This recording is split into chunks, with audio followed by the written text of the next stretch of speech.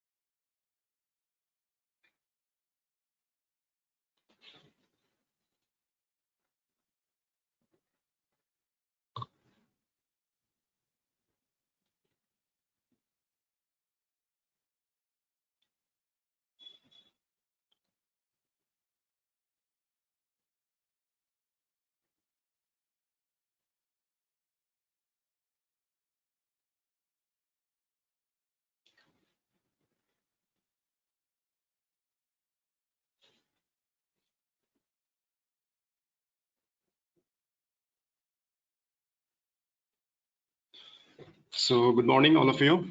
So now we are going to start the second day of this FDP, Upstream Petroleum Technology, organized by the Department of Petroleum Technology, Dibrugarh University.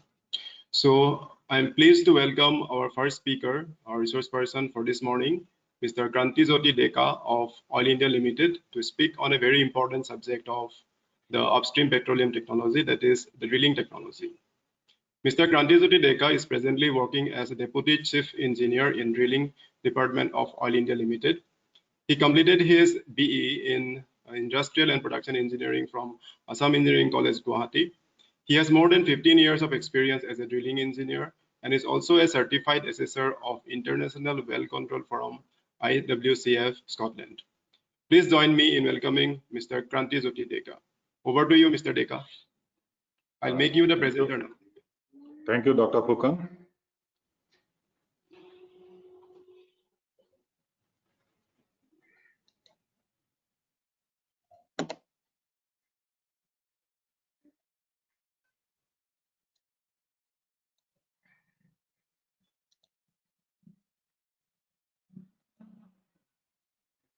Yeah, it's perfect. Okay, it's visible. Yeah, it's perfect. Okay, good morning, everybody. So as Dr. Fukan has already introduced me, so I am Mr. Krantijoti Deka from Oil India Limited. So today I'll giving you a brief presentation or say a lecture on drilling technologies. So I will not make it much more technical, as I'll try to give a brief idea of what is drilling or how drilling is done. During my presentation, if anyone has any query or something like that, so you feel free to just ask me anything you want. Okay. So first, we'll start with the history of Oil India Limited. So oil was first discovered in the year 1859 in Pennsylvania, US, by Mr. Edwin L. Drake. And in the year 1889, oil was first discovered in India. It was discovered in Digboi. So that was also a very interesting subject of how oil was discovered in Digboi. So it was discovered by the people who were laying railway tracks in Upper Assam for transportation of coal from Lido Margarita to rest of India.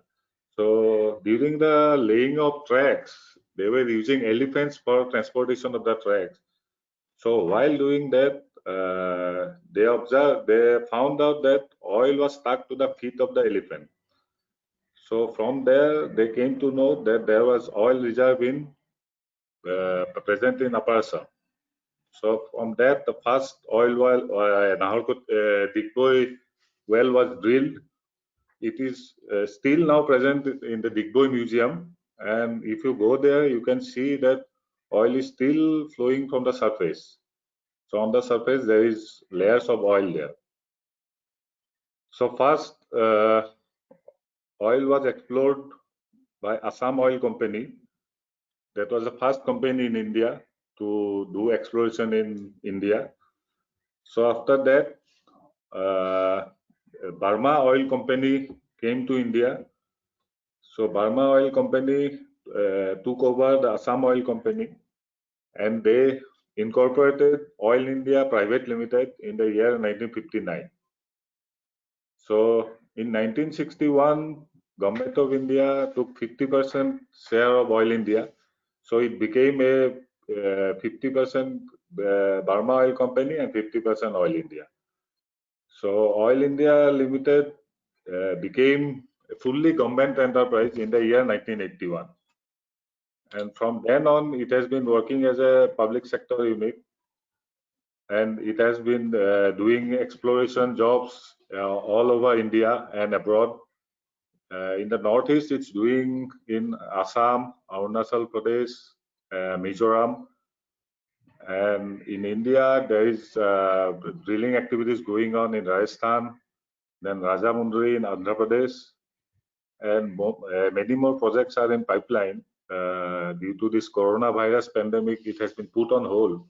So there are some offshore projects near Andaman Islands, also the Krishna Godavari Basin, the Kaveri Basin, the Mumbai offshore, and on the international basis, oil has presence in Venezuela, US, then Libya, Gabon, Russia. So more or less, oil is the second largest E&P company in India after ONGC, and all the exploration activities are now diversified from Assam and Northeast to all over India and world.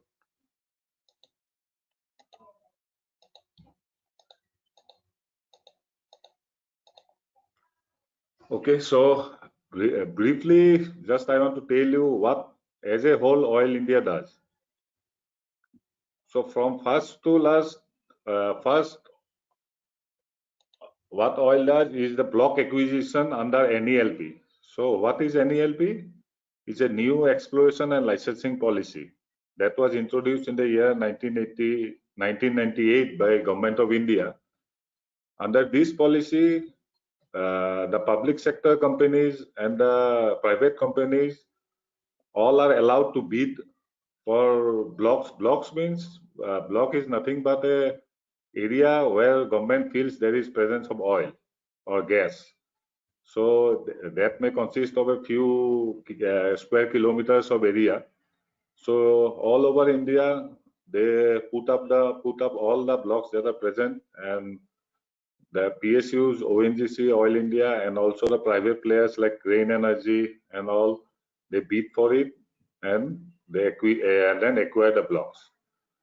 So after the block has been acquired, Oil India goes for seismic survey. So what is seismic survey? Seismic survey is after the acquisition of the blocks, before the starting of the drilling activities, we have to ascertain where there is presence of oil and gas below the surface. So that is done by our geophysics department. So there are many advanced seismic surveys that are done, that are 3D seismic surveys. Seismic survey is nothing but they detonate some charge on the surface, and the radiations that bounce back from below the surface, that are recorded and analyzed, and then it is determined that if there is oil or gas reserve present in there. So after the seismic survey is done, then we go for land acquisition. So land acquisition is on today's date is a very big problem. So you may know India is a country of 1.3, 1.4 billion people. So there is very acute shortage of land. So after that, we acquire land wherever required, and then we go for well planning and design. As per the data of the geophysics department, whatever we get, then we go for well planning and design. So well planning and design is nothing but how the whole. I will just tell you what are the profiles we use or something later on in my presentation. So well planning is that what rig we should use, what type of rig we should use. So what should be the whole profile. So how deep we should drill. All that are finalized, and the planning is done. So after we plan the well, we go for civil preparation. So according to the type of rig or the depth of the well, so we prepare the area. So there are some civil works need to be done before the movement of the rig to the well site. So the civil department prepares the plinth and plinth area so that rig can be mobilized. So after the civil jobs are completed, we go for drilling. So drilling, today's topic is on drilling technology. So I will just explain what is drilling or how drilling is done in a very simple way so that everyone can understand. So other topics I just wanted to tell you to know what are the steps before drilling. So after drilling is done, we go for production. So production means nothing but extraction of oil and natural gas from below the surface. So we extract the oil and gas from that crude oil and natural gas from the subsurface and store it in our oil collection stations or gas collection stations. So from there, you may know that oil has a pipeline from Digboi to Barauni. So through that pipeline, we transport the well to the various refineries like Digboi, then Numaligarh, then Guwahati refinery for refining for the final product. So these are the basic jobs that Oil India does. There are many more other things, but this is the basic thing that Oil India does, just the major things that Oil India does. So it's drilling, production, and transportation.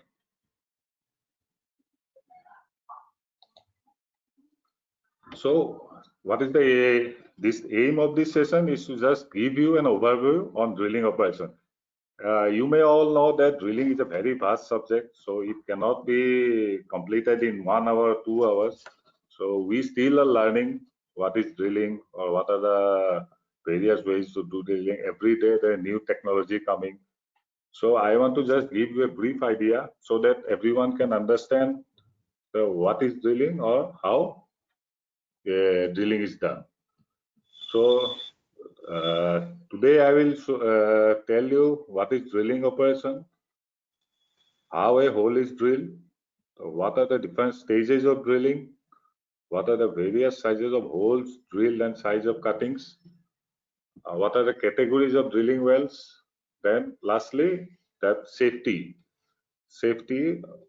I want to touch the safety subject because safety is a very important subject in drilling. So you may all be aware that you are aware that about the Bagjan incident, what happened there. So for that reason, safety is a very important aspect of drilling. So I'll just at the end of the session, I'll just tell you a few basic things about the safety of prospects that we use in our drilling operations. So what is drilling? So drilling is nothing but making a hole using a machine or tool. So everyone must have seen drilling a hole on the wall by our hand drill machines. So that is a small machine to drill a hole on the wall, and we use a large rig to drill a hole on the arch surface. Okay, so same principle is applied in drilling a hole on the wall and drilling a hole on the surface. But drilling for oil and gas involves much more technology, large machineries, and manpower also. So, but the basic principle is the same. Basic principle of drilling, like the hand drilling machine. This is a hand drilling machine on a large scale in an automated way. So, why do we do drilling? On the first case, we drill a hole to gain information from the subsurface. So, information like geological data, or want to test there are many reservoirs present under the surface. So if you want to know the pressures that are present underground or the type of soil that is present, so we drill for wells that are known as exploratory wells. These exploratory wells, what we do, we drill the holes, then we study the all the data from there, and we shut down the well. So next, we do drilling for development purpose. Development means for production of gas, crude oil and gas. So after we do the exploratory wells, we study the subsurface data and all that, we go for development wells. So there are two types of wells that we drill, that are exploratory and development.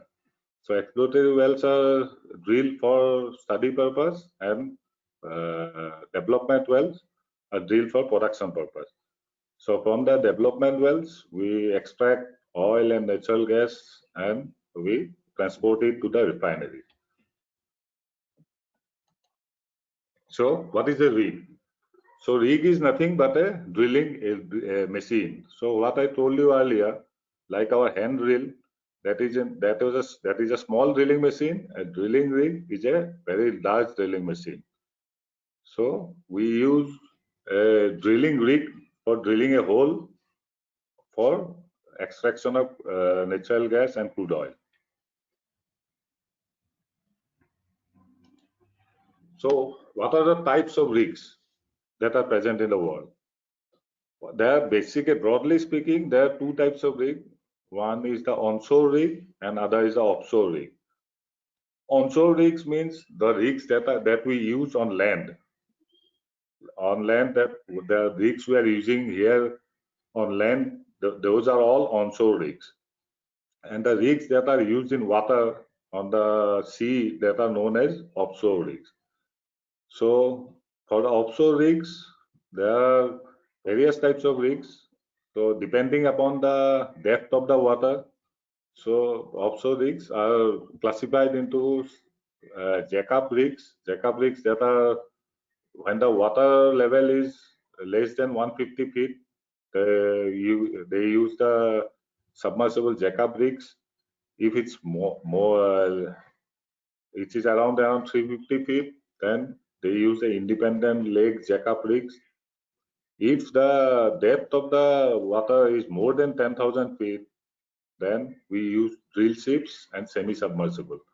So drill ships are like their ship, the rig is loaded on the ship. They go to the position where they want to drill, they position the ship there and they start drilling. After drilling is completed, the rig moves out from there. Semi-submersible rigs are also deep water drilling rigs, but they for transportation they need another ship to carry them to that location. Okay, but offshore rigs are today's world. Offshore rigs are the most widely used rigs all over the world because oil reservoirs are depleted on land. So now the reservoirs are mainly present at sea at much more depth. So offshore rigs are in much demand in today's E&P companies. So oil is also going for offshore drilling in Mumbai offshore, then Andaman and Kaveri and all those projects and pipeline. Oil earlier did 2 or 3 offshore projects, but they were not successful. So this is the land rig that we use in Assam. So land rig basically, I will show you what are the types of rig or how land rigs are classified. So classification of rigs. So land rigs mainly are classified by the depth they drill. So lightweight rigs, they can drill up from 1500 to 2000 meter. Those are basically mobile rigs. Mobile rigs are those are that are mounted on the back of a truck. So the truck moves to the location. The rig is placed there. Then they do the drilling. After drilling is completed, they move out. Second is your intermediate rigs. That intermediate rigs, they can drill up to 3,500 meters. Those are also mobile rigs that are mounted on trucks. The third is your heavyweight rigs that are 6,000 meter. They can drill up to 6,000 meter. But those are not mobile rigs. They need to be transported to the site and assembled there. And lastly, these are the ultra heavyweight rigs that can drill from 8,000 to 10,000 meter. In India, we have only two ultra heavy rigs. One is present with Oil India Limited and the other is present with ONGC. So all the other rigs are heavyweight rigs that can drill up to 6,000 meter. As you are aware that drilling earlier, it was done say up to 1,000 meter, then 1,000 meter, 1,500 meter, where oil and gas reserves are present. But in today's world, all the wells are of average depth 5,000 meters, say 5 kilometers below the surface. So one drilling we are planning in Sodia, that will be around 6,500 meters. Recently, one well was drilled in Russia that was around 12,000 meters. So it was 12 kilometers. That is the world deepest well that is drilled as on today.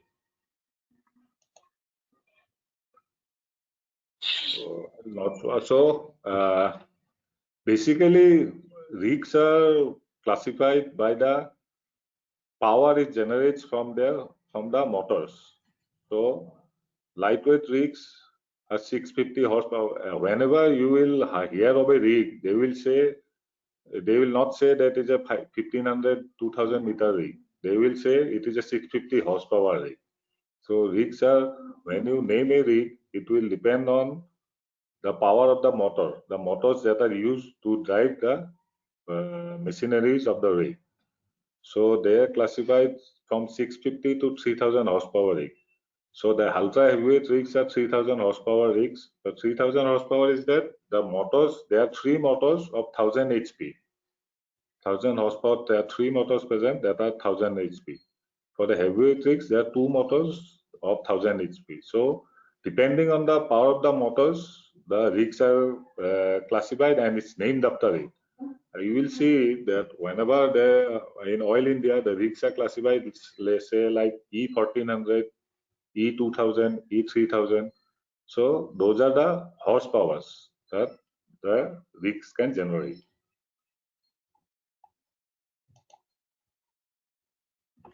So after the rigs are classified by the power it can generate,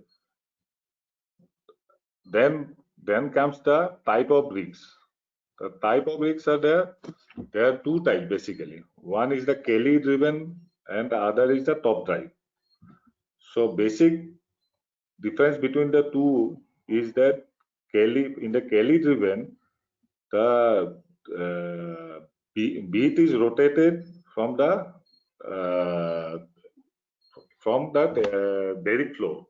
So there is a rotating table here. All the machines rotate this table and the drill string rotates. I will show you later. So this is a Kelly driven. Kelly driven, mostly in Oil India we have Kelly driven rigs, but in today's environment all the rigs are now sorry, top drive. So top drive is that in a Kelly driven, the string is rotated from the table. In a Kelly driven, the string is rotated from above, from here. It's not rotated from the table, it's rotated from above. So broadly, two types of system that are used. One is the Kelly system and the other is the top drive system.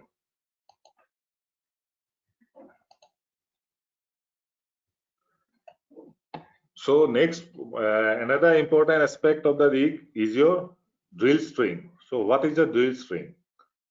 So drill string is nothing but the assembly of the pipes that we use for drilling. So from surface, so you will see that the rig has been placed on the surface.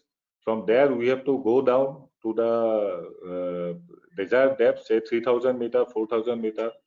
To go down, we use different combination of pipes. So we join pipes one after another with a drill bit, then we go down.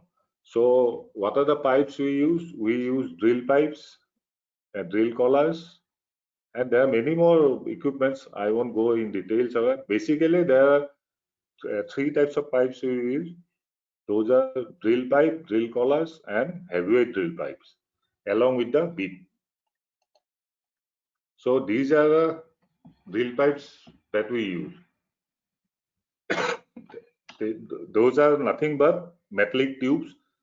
One is there is a pin on one end and a box on the other end with threads. So we join one pipe after another and we go down. So this is the box end, and the earlier slide that was the pin end. So this pin end is connected to this box. Then one after another we join and we go down along with the bit. So this is the most important aspect of drilling. So drill bits. So drill bits are the main tool that cuts the surface. So in our hand drill, we also use a drill bit. So that is a small bit we use. But here for drilling for oil and gas, we use different types of bits. So for the soft formations mean from surface to say 150 meter, 1000 meter, we use roller cone beads.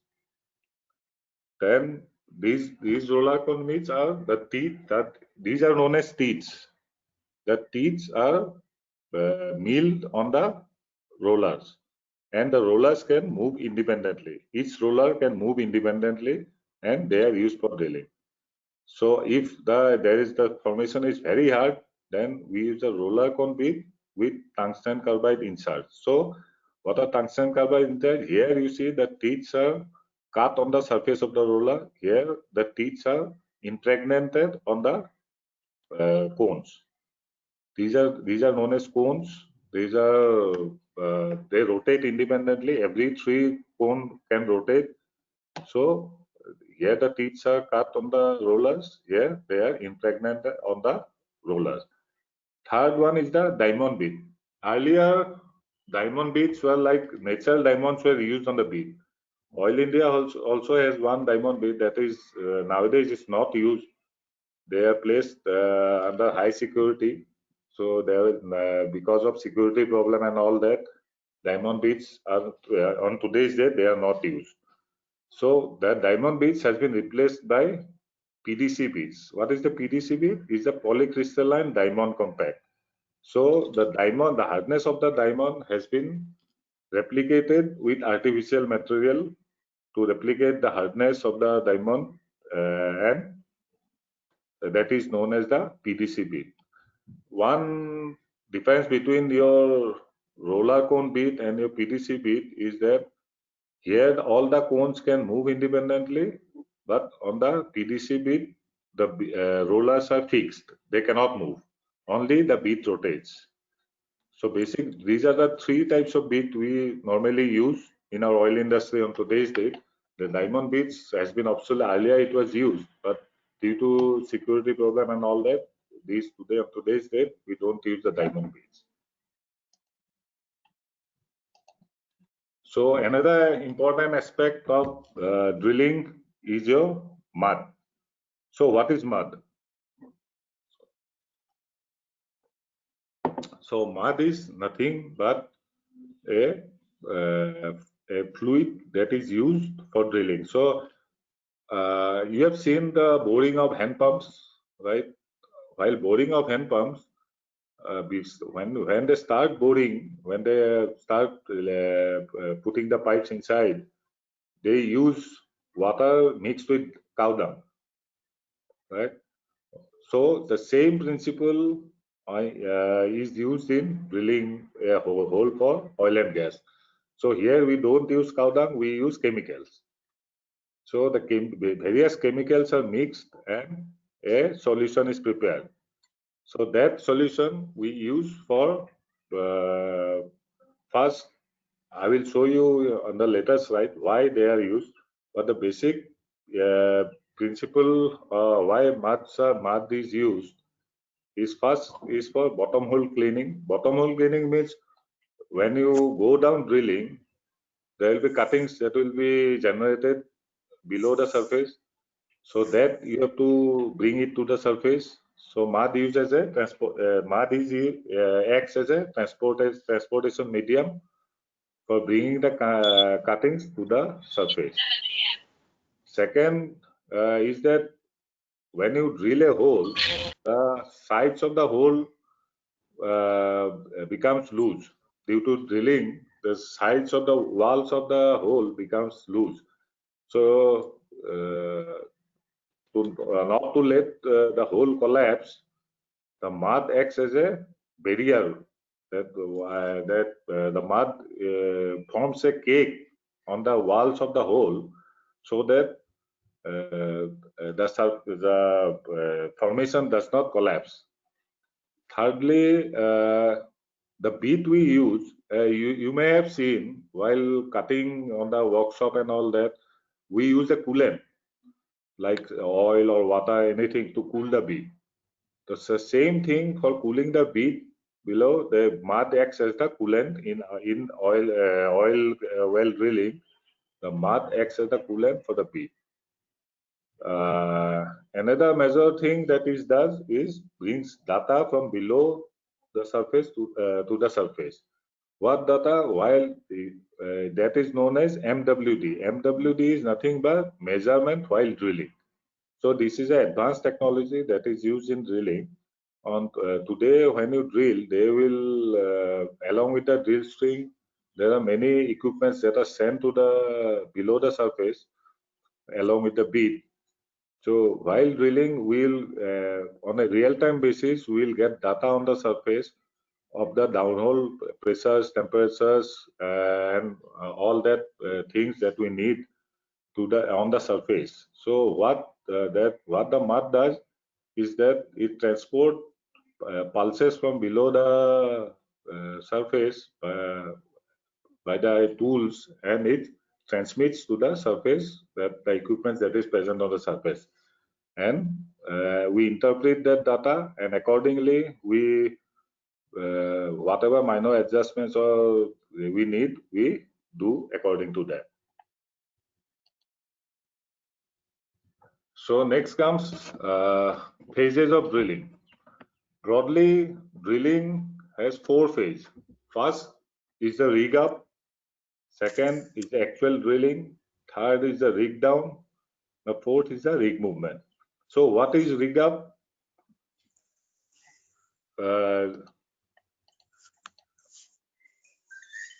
Okay, sorry. So first, what rig up? Rig up is nothing but when we select a site, we prepare the site, and we are ready to move. We move a rig to the site. The rig is moved in segments. The whole rig does not go at once. So part by part, the rigs arrive at the site. It is assembled one by one. The part is assembled. Then it's ready for use. So that is known as rig up. So after the rig has been assembled on the site, so we start drilling. So after drilling has been over, so we go for rig down. Rig down is just the opposite of rig up. So rig up is the assembly of the rigs. So rig down is disassembling of the rigs. So the rig is part by part disassembled and ready to move to another location. So at one location, depending on the depth of the well, it may go on for drilling for 6 months to 1 year. So after that, it moves to a new location. So basically, drilling operations after rig up, the main drilling operations that are done are spudding, drilling, logging, casing, and cementing. So I will tell you basics of spudding and drilling. So logging is ഈ നമ്പറിലല്ലേ WhatsApp number? Okay okay. ആ folder ഒന്ന് WhatsApp ചെയ്ത് തരാം കേട്ടോ, ഞാൻ ഓർക്കത്തില്ല. Sorry, can you turn on the mic? ഈ നമ്പറിൽ WhatsApp. Please proceed. Okay. Okay. Thank you. So I will go in details for the spudding and the drilling operations. So I'll just tell you what is logging, casing, and cementing in a brief way. So what is logging? Logging is nothing but the study we do after drilling has been completed. So after we drill the hole, there is logging tools that are used for gathering data from below the surface. So there are different types of data we require before we do casing. That what is the hole profile, what are the temperatures below the surface, so what are the pressures below the surface. So after we gather all the informations, then we go for casing. What is casing? Casing is you have seen in our homes, the electrical wires are put through a plastic pipe, right? So that is also known as casing. So in our drilling well, so instead of plastic pipes, we use metal pipes to case the hole. So casing is done basically to secure the hole, because after drilling the formation is exposed and there are many risks when the formation is exposed. So we use metal pipes to seal the formation so that nothing untoward happens and the hole does not collapse. So to place the casing in its place, we use cementing. So cementing is nothing but placing a cement between the casing and the formation. So if when we drill a hole, we put the pipe inside, then we place cement between the casing and the formation, so that the casing pipes does not displaces from its place. So broadly speaking, I will not go in details for logging, casing, and cementing because each one is a very big subject. So I will just concentrate on drilling.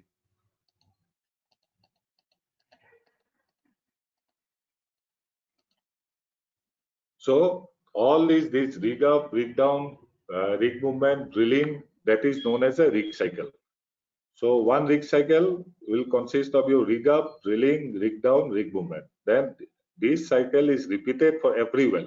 Every well we drill, so this cycle is repeated. So that is known as a rig cycle. And we calculate the time required for completing a well on the time that one rig cycle time required for one rig cycle.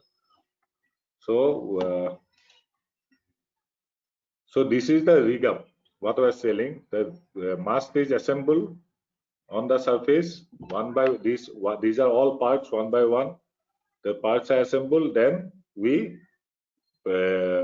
place it up on the surface. So this is known as rig up.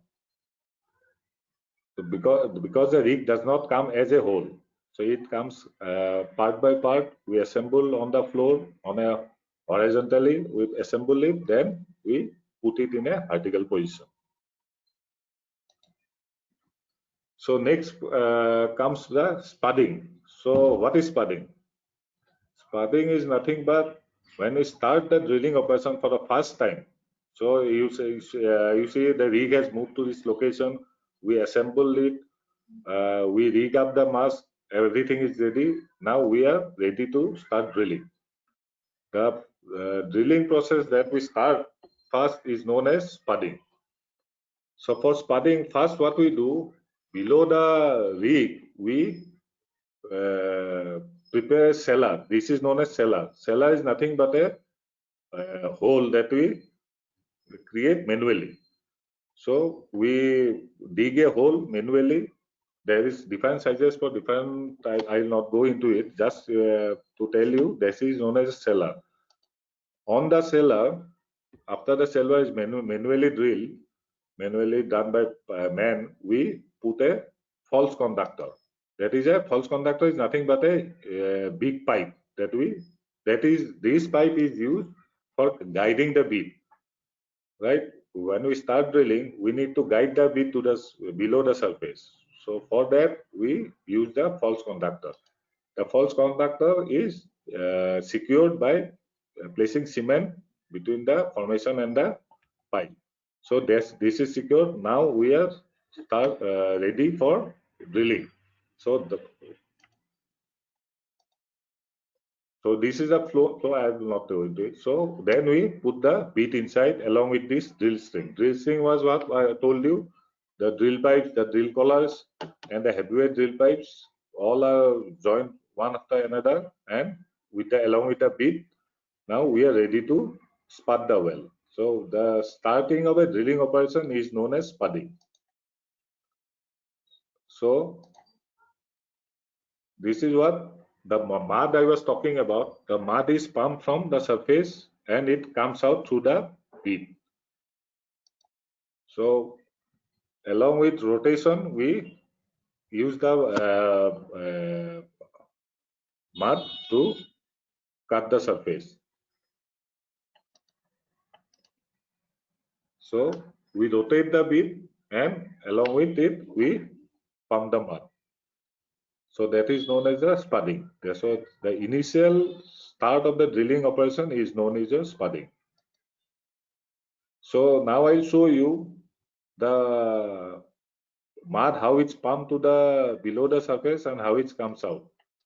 So these are tanks, mud tanks. The mud is prepared in these tanks. From there, we use a reciprocating pump to pump mud from the tank to the rig. So on the rig, you see this is the drill string.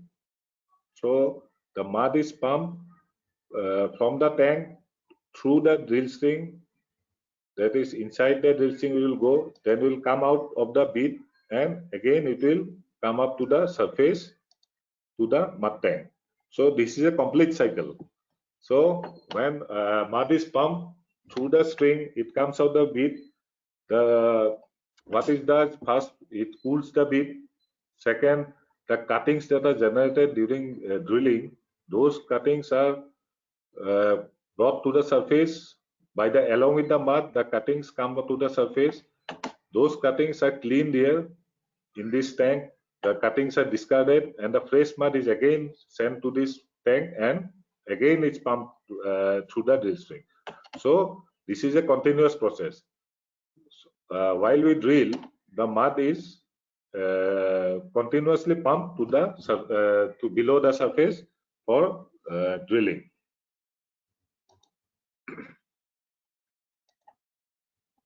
So this is just a small animation of how we drill. So we rotate the string, we pump the mud, and allow these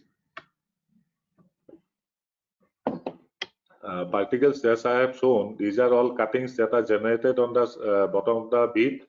Those are lifted by the mud. So like this, where we go down drilling.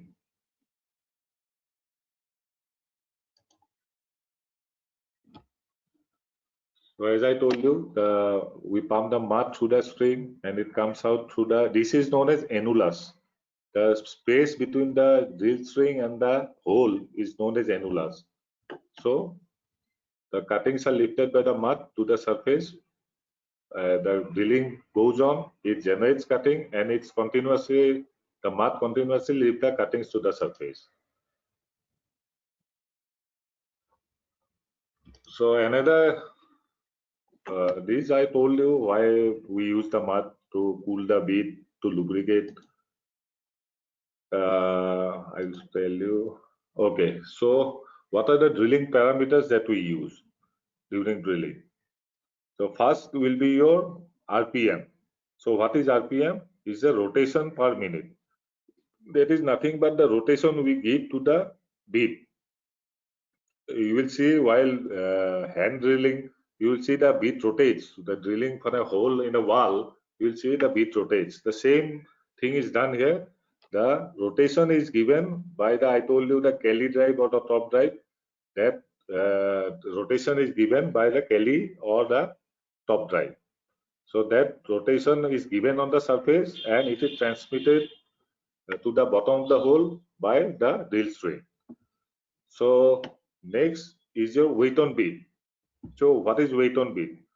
Weight on bead is nothing but the weight that is given on the bead. You see the whole string has a weight of its own. So the whole string from the rig surface to the bottom, it is a weight on it of its own. So what the rig does is just hangs the whole weight of the string. So it holds the whole weight of the string, and whatever weight we require on the bead, we just release from the surface. We don't push down, we just release it.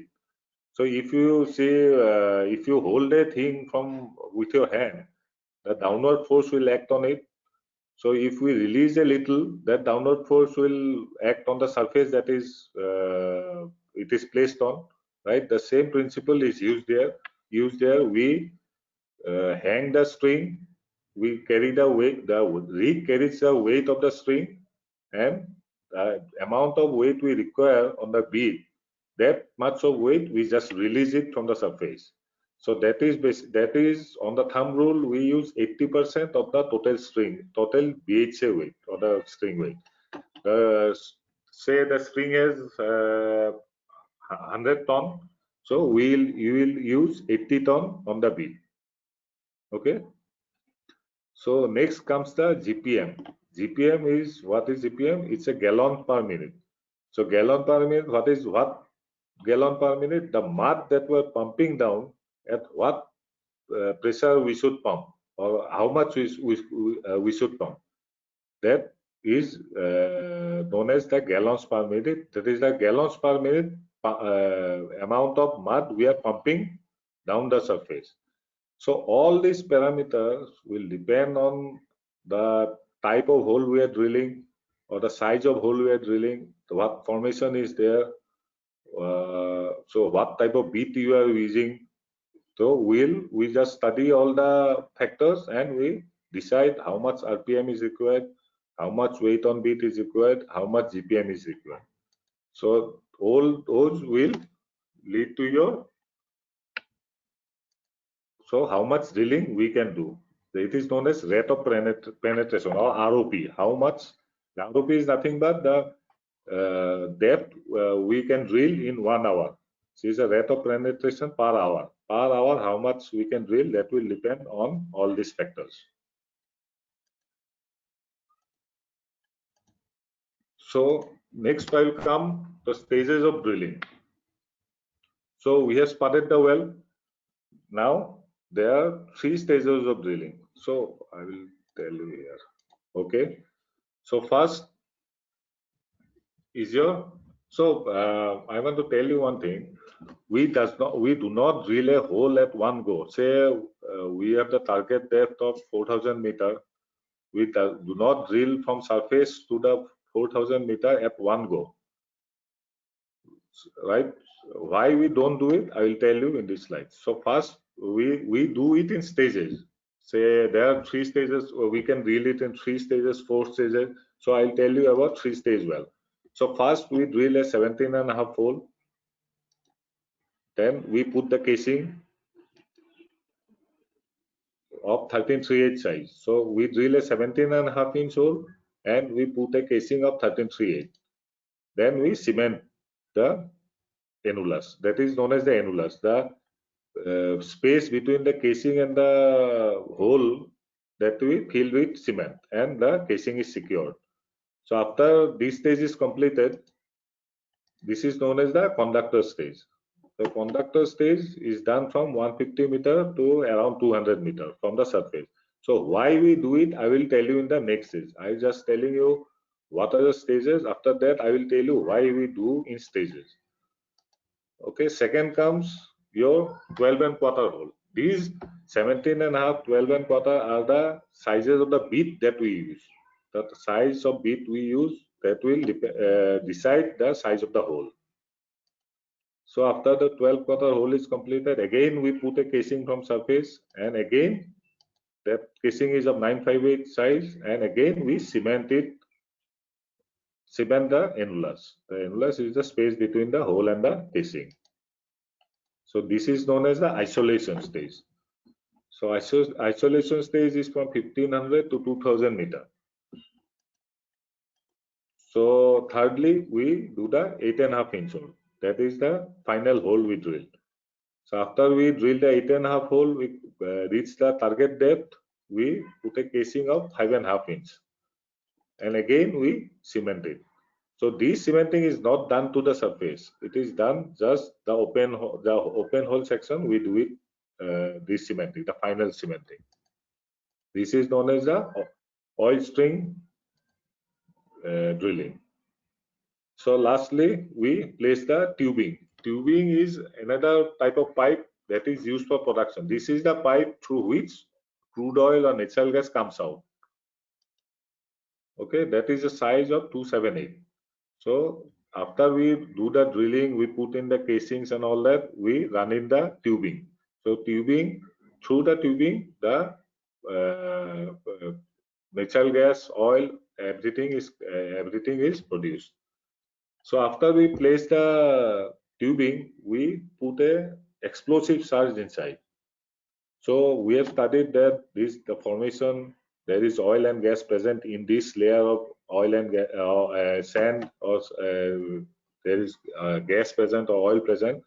So at that depth, we lower a charge down and we perforate. This is known as perforation. Perforation is nothing but detonating a charge on the prospective zone so that the soils become loose and there is channels for oil and gas to flow up. Okay. So what I was telling about the conductor stage. So why do we do the conductor stage drilling? Why we drill in stages? Mainly why we drill in stages. So this we do the conductor stage drilling up to I told you after from 150 to 200 meter. Why do we do that? You know that the top soil formation is loose. It is a loose formation. So if we go on drilling down, all the formation, that the sand and soil from the hole that we drilled earlier may collapse, and it will damage the hole. So for that, we drill up to 150 meter and we case the hole. The second thing is that why do conductor? So you know that the water table is drinking. The potable water table is up to 150 or 200 meter. So if we continue drilling, we use mud mixed with chemical, so they may percolate and destroy the water table. So what we do, we drill down to 150 meter and so that it does not percolate away through the soft formation and contaminate their nearby drinking water zone. So for that, to prevent this hole collapse, erosion, and drinking and contamination of drinking water zone, we just after drilling 150 to 200 meter, we put a casing and cement it. This is known as conductor stage. Okay. Second comes your isolation stage. So why we need isolation stage for complete the well, to complete the well? So you see, there is a pressure. If we, after doing the conductor stage, if we continue drilling down to the target depth, say target depth is 4,000 meter. So at that depth, there is a pressure from below. There is a formation pressure. That pressure will be trying to come out to the surface, right?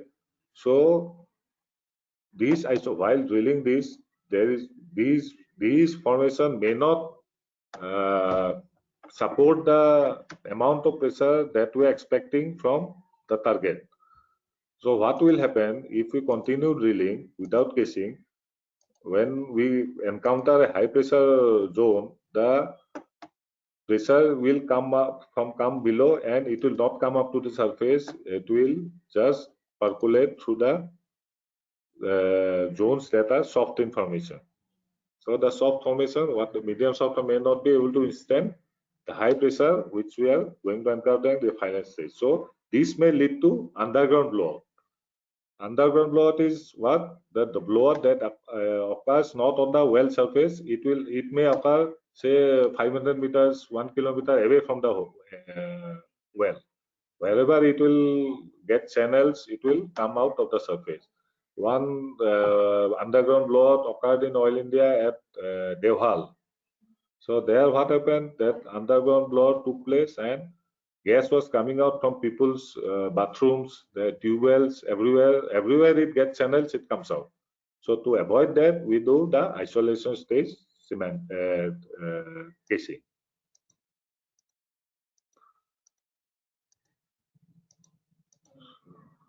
So next we come, what are the types of hole we drill? The first is your straight hole. Straight hole is nothing but we place the rig, we drill down in a straight hole in a vertical way. So we'll drill conductor, isolation, and your oil string, and we'll complete the well in a straight line. Okay. Second comes your edge bend. So why we need to drill a hole in an angle? There are many factors. Firstly, to avoid there may be high pressure zones or gas zones in between. To avoid that, we need to drill it at an angle. And nowadays, due to land constraint, say we have the reservoir here, right? Straight vertically up, we don't get land here.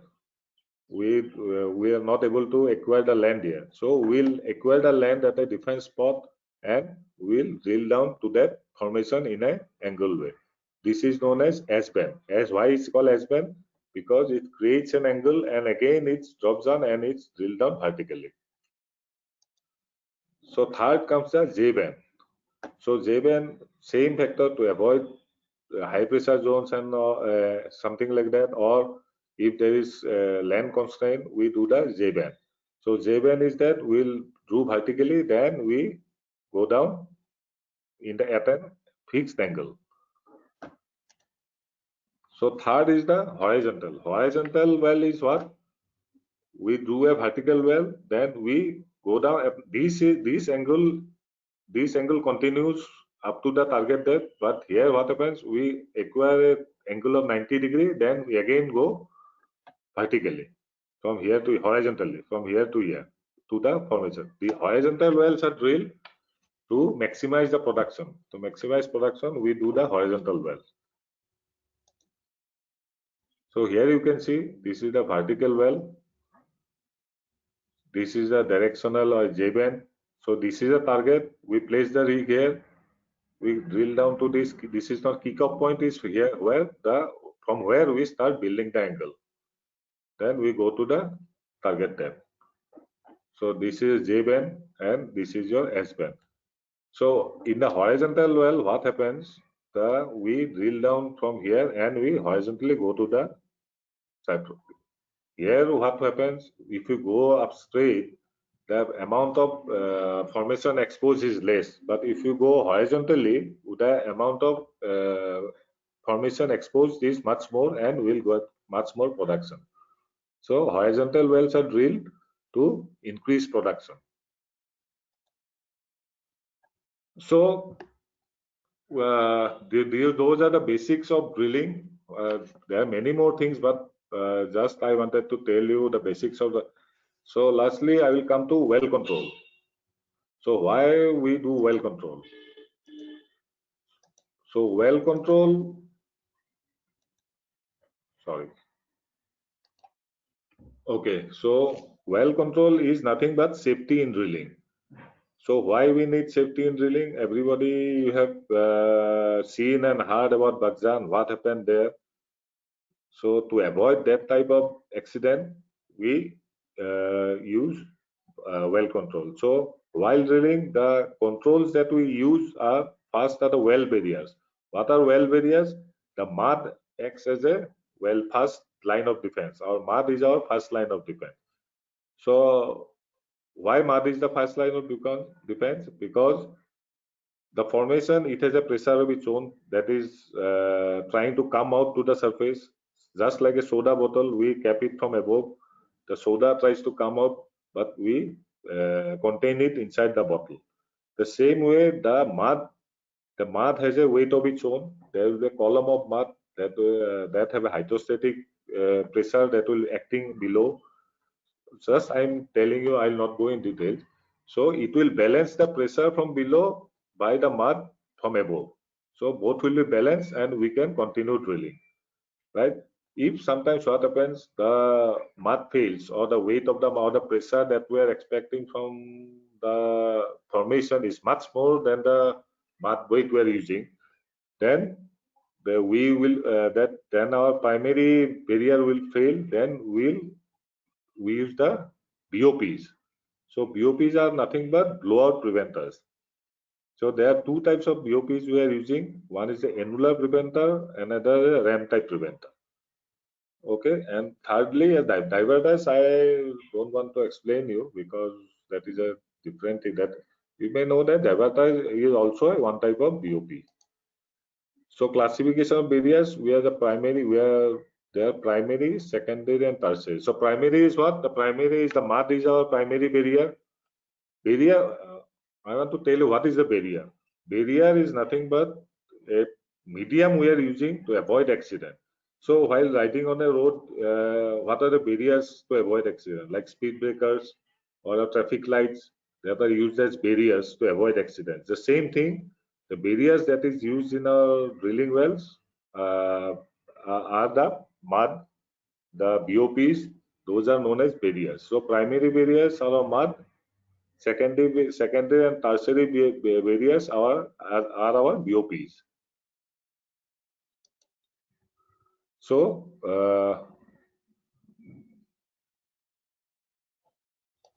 how we install a BOP? The conductor pipe, I told you, we do it manually. We do it here. Then we place the BOPs. We have two kinds of BOPs. This is the RAM BOP.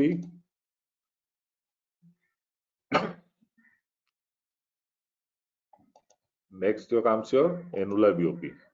So these BOPs, the ratings for these BOPs, they may be 10,000 psi, 5,000 psi, 15,000 psi. The psi that I'm telling is the amount of pressure it can contain from below. Say from below we get a pressure of say 6,000 psi.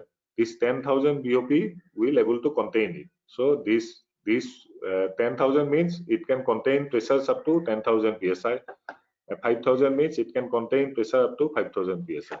So this is the most essential part of our drilling. So through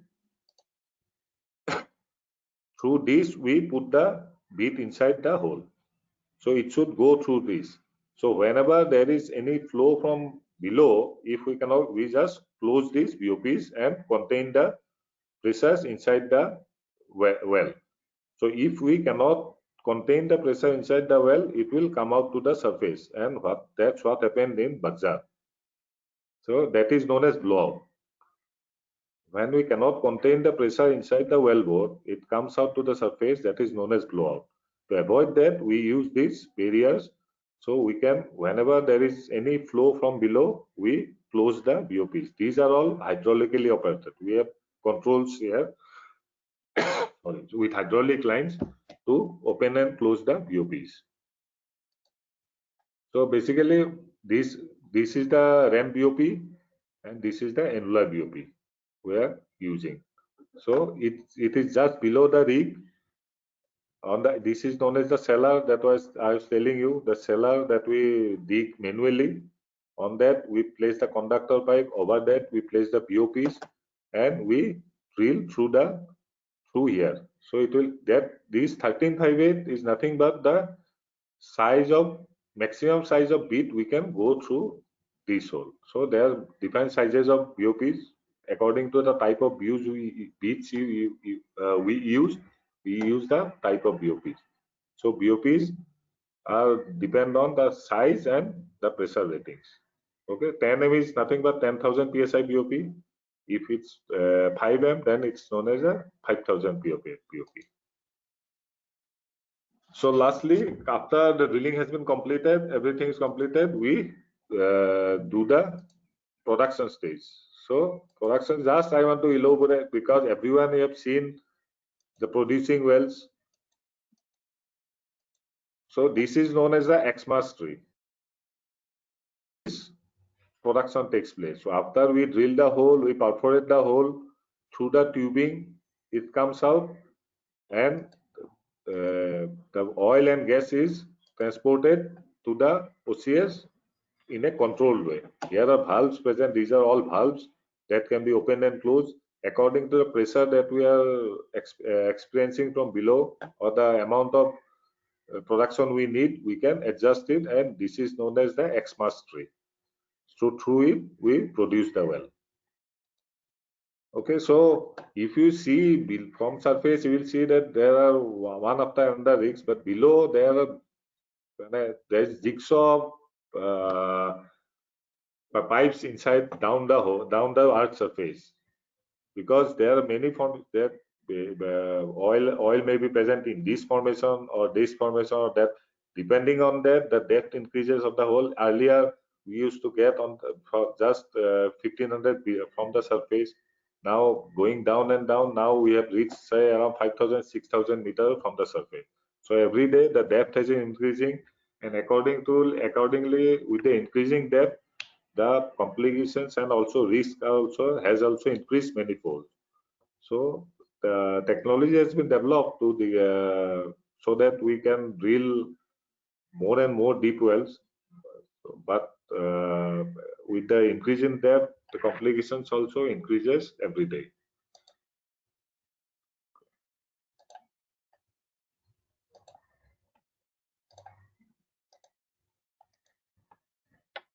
Okay, so after it's done, we rig down the well.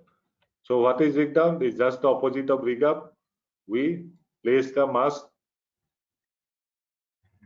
on a horizontal places and we just dismantle it part by part and we transport it to another location.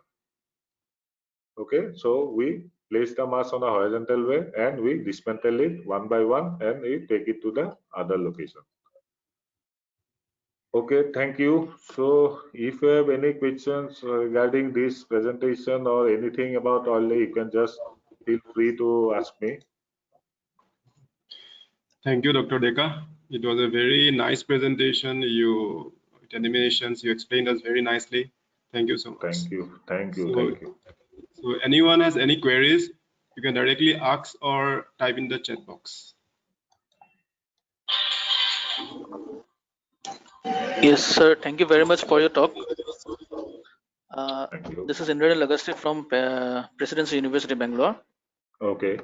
Sir, I was wondering if you could just give us an overview of the, recent snubbing process that was used for the Bagjan oil well. A little overview of the entire process, if you could give us, just for an explanation. Okay. Okay. So, do you know what is snubbing, or do you have any? Means if you have any idea why snubbing is used?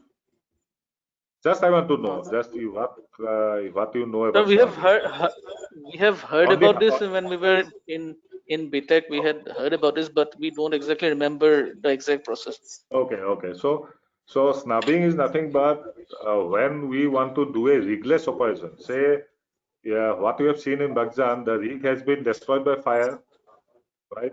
And there was fire coming out from the well bore. So we cannot place a rig there.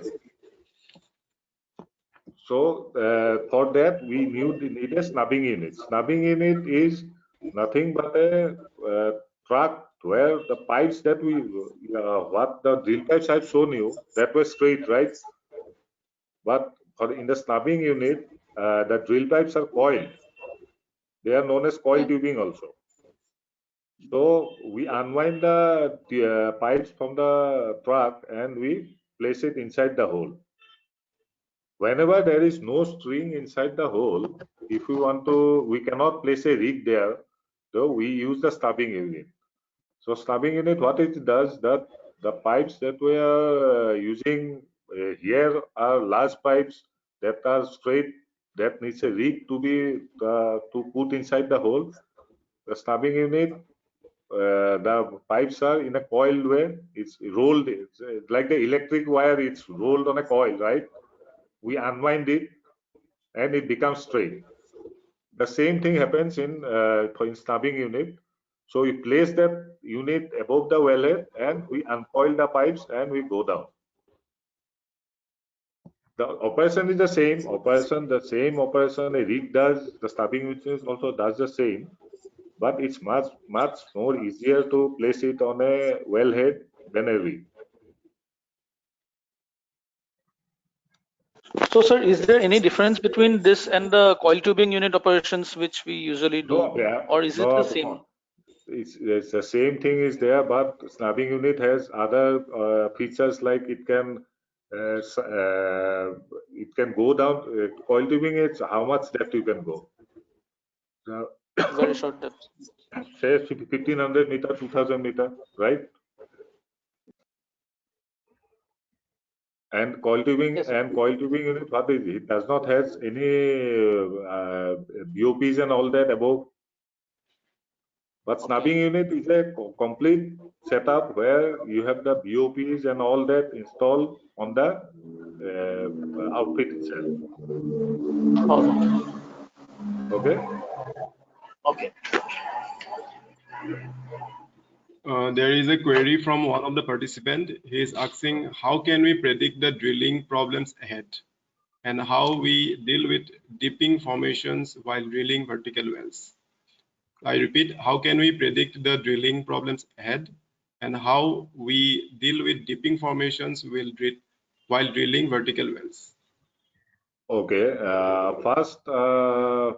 First question I will take, like how can you predict the drilling problems while drilling?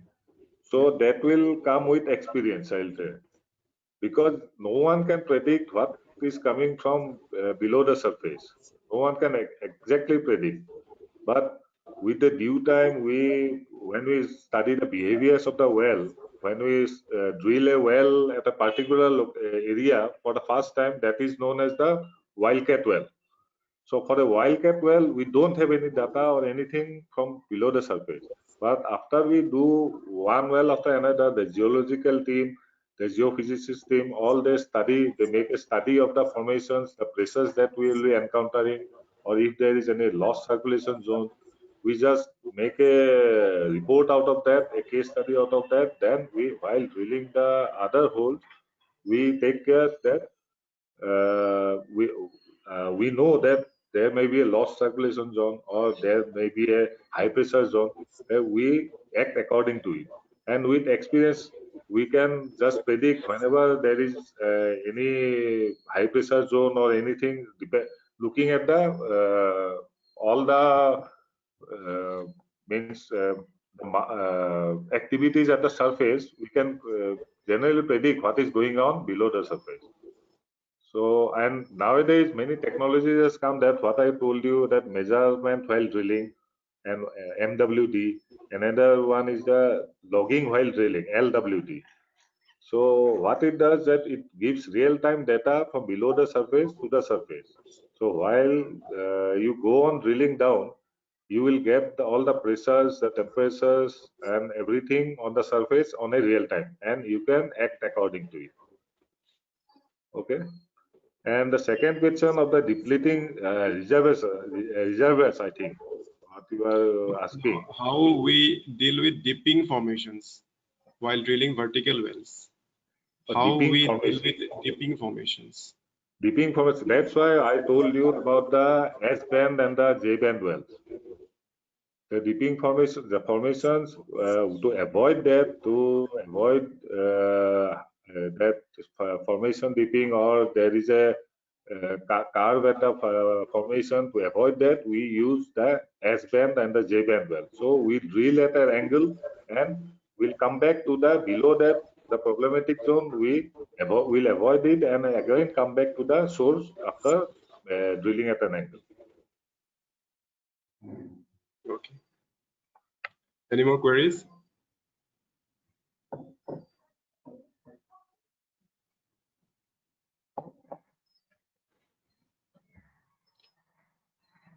A small query from my side, Dr. Okay. Mr. Dekha.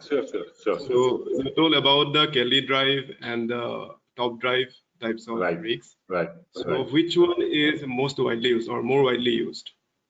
The more earlier Kelly drive was the most widely used, because top drive is a very new technology, not very new technology for India. For Oil India, I will say it will be just last 2 rigs that we acquired are the 2 top drive rigs. Those are also in today's world, it's the VFD rigs we are using, that variable frequency drive rig. Earlier, the rigs that are present here are all ACSCR rigs. So there are alternating current. So what the VFD does is that it can vary that alternating current. It can manipulate the current and give more power to the motors. So what it does that we can minutely control the drilling activities. Say you want to stop the drilling at that moment. With a VFD rig, we can control it. But on an ACSCR rig, the motors does not act that fast. Because of that AC current, it takes time to act. So the top drive rigs and the VFD rigs are the most advanced rig on today's date, and everybody is switching to it because top drive rig has many advantages. But also it needs a very technical expertise, which say if we buy top drive rig, we'll also need technicians to attend to any problem, because those are all electronics.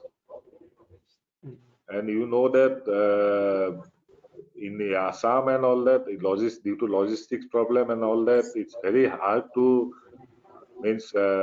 bring people from outside on a very short notice.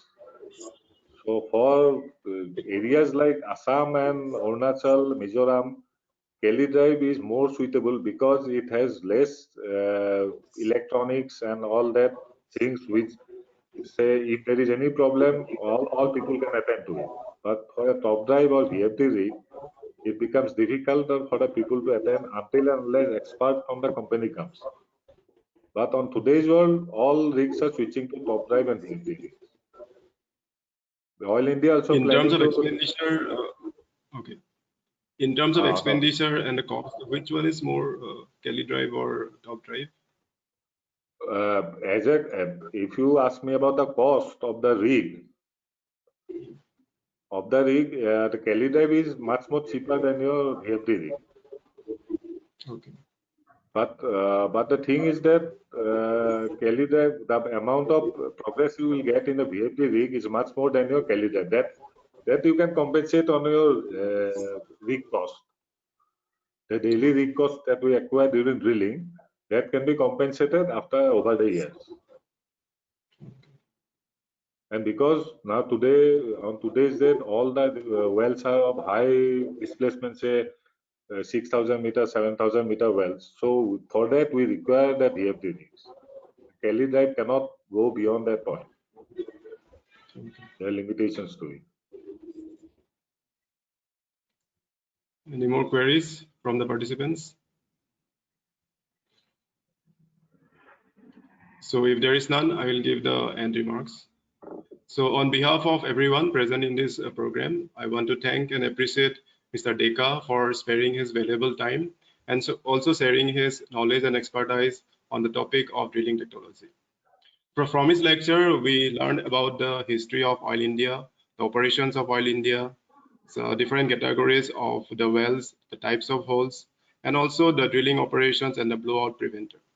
Thank you, Mr. Deka. It was a pleasure listening to you once again from Dibrugarh University. Thank you very much. Thank you for giving me this opportunity. Thank you, everybody. Okay, bye.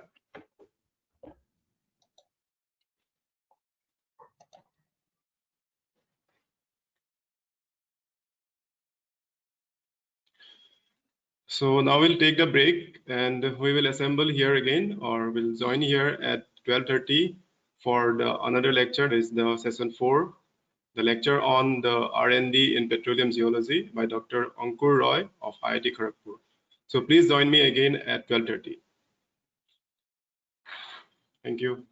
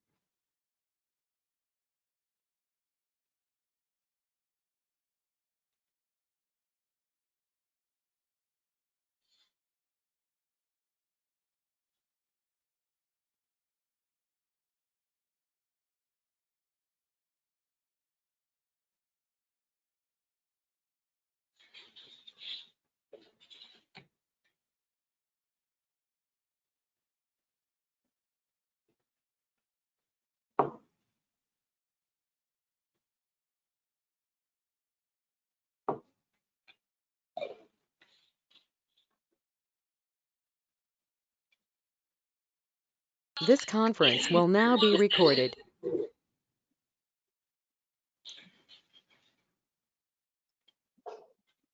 Welcome back. So we are about to begin the next session, or the second of today and the fourth of this FDP. So it's my pleasure to introduce our resource person for this session, Dr. Ankur Roy of IIT Kharagpur, who is going to talk to us on research and development in petroleum geology. Ankur Roy is an assistant professor in the De Sarkar Center of Excellence in Petroleum Engineering, IIT Kharagpur, which also happens to be his alma mater from where he got his MSc. He obtained his PhD from the University of Tennessee, Knoxville, in Tennessee, USA, with major in geology and a minor in computational science. During his PhD, he worked on the Oak Ridge Laboratory National Lab and afterwards at the Stanford University as a postdoc. He was also involved in oil and gas research in ExxonMobil Upstream Research Company and Chevron Energy Technology Company, and has worked as a production geologist in Shell Technology India. Ankur is primarily interested in data analysis and modeling of fractured petroleum reservoirs using various techniques ranging from deterministic discrete fracture network models to fractal and multi-point geostatistics. Along with his graduate students, Ankur currently runs a lab named the Quantitative Fractured Reservoir Research, where he worked on a range of problems starting from fracture connectivity and its influence on flow responses to scale-dependent behavior in datasets. So please join me in welcoming Ankur Roy. Over to you, Ankur. Thank you, Dr. Fukon. What I'm going to do is, can I turn off my camera at this point, or how do you want to do this? As you feel convenient. Maybe I should just turn off my camera. Okay, yeah. And then let me just do this. I'm going to do a few things here, and then we'll get started in a second. Okay. Turn off the camera. How do I do this? Okay, camera has been turned off, and if you can talk a little bit, I just want to make sure that I can hear you as well, because I just made some changes. Yeah. Fine, I can hear you. Fantastic. Okay. So let's just go ahead and get started today. Like Dr. Fukon mentioned, today's talk, I'm going to talk a little bit about R&D in petroleum geology, and we'll get started with the acknowledgement slide, actually, because let's see, the slide kind of moves this way. Let's see. Okay. Okay, so I'd like to start by by thanking Dr. Fulcon, who has so kindly invited me to this to give this talk. Thank you, Dr. Fulcon. Thank you so much. And you know, when he called, when he emailed me, when I saw his email with the invitation, I was like, well, I don't really do. I mean, I'm not really an expert on what happens in terms of research around the globe. So I was like, okay, and I didn't want to talk a lot about my research because that would be too focused and too specific. So I started. I picked up the phone and called a few friends and ex-colleagues of mine in the US and some of my mentors. So I'd like to start with acknowledging a few people here. Dr. Wayne Nar. Let me just see if this works here again. Pointer option. Laser pointer. Okay. Dr. Fulcon, is the laser pointer working? Yeah, it's okay. Okay, fantastic. So Dr. Wayne Na, he was a consultant research scientist at Chevron for like 27 years. And I would like to thank him, Dr. Jim Jennings of Shell, who's essentially a geostatistician, Professor Mark Sobak at Stanford University, who I've had the pleasure of working with for a bit. Of course, my mentor, Professor Topun Mukherjee at Stanford, who's also been an inspiration for me of sort, and we will talk about some of his contributions as we go along in this talk. And then one specific friend, I can't name him because his company doesn't want too much of advertisement at this stage. But I mean, I've just put his name as friend, who works in an upstream petroleum research center in Houston, let's say. And then, of course, my team at the QFRRI lab and IIT Kharagpur, because without IIT Kharagpur, I don't think I would have gotten this platform to deliver a talk like this. Yeah. So we'll get started with the roadmap. So essentially, my talk will be divided into three halves. I would start with talking about R&D in petroleum and in the upstream business, like really what happens in the labs that they own.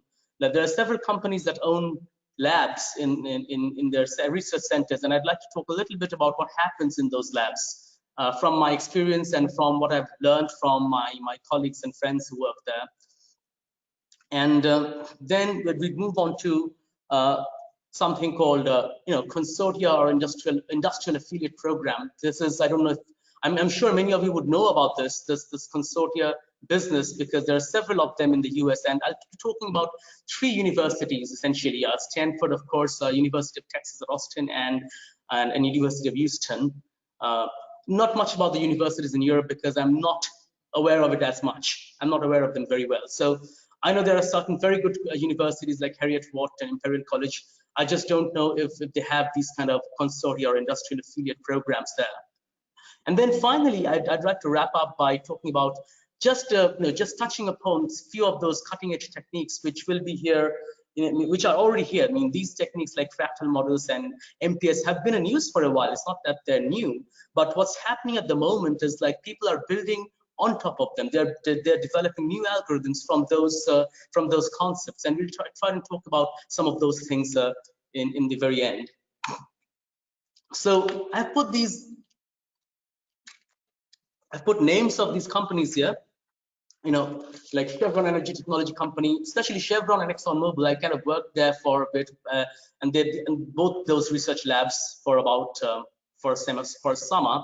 And I put XTO Energy, which is not really a major, but it's a subsidiary of ExxonMobil, and they specialize in unconventional research.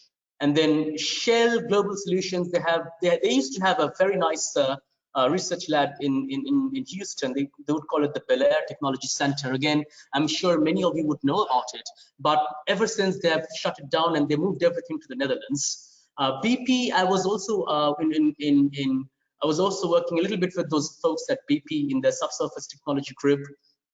And then I've mentioned Repsol because Repsol, although it's not really a major, it's a very small Spanish company, but they do have like a lab of sorts where they have a few experts who work in fractures. And now, I being the fracture person, I did a talk there and I got to know some of the scientists. So I thought I might as well mention Repsol because I felt that they do good work. Not only fractures. I mean, I've seen people, and I'd probably, I'll just mention people's name as I move along so you would know who works where. And then I put Saudi Aramco here and then a small box down here because I really don't know what to do. They apparently have a research lab in Houston, and I've seen people moving from ExxonMobil upstream research to Aramco. I just don't know much about them. So I just wanted to talk to you. I mean, let me apologize right away for the slide. It's really busy here, but the takeaway points are like, like we're talking about Total, BP, and Aramco. Just 3 examples. So in Total, you got these 7 research and development programs, out of which I guess 3 would be of interest to us, like frontier exploration and earth imaging, unconventional. And in BP, you got the seismic imaging group. And within the group, there was a small subgroup called Imaging Flagship, who I was working with. And then, of course, they have done conventionals. And so as you see here, unconventional is like the common feature between BP and Total for that matter. And again, I put Aramco, it says global research centers. I really don't know what to do, honestly. So moving on from here, I would like to start by talking a little bit about, about sequence stratigraphy. Now, I don't want to give you, I don't want to lecture on sequence stratigraphy because I know many of you would know this.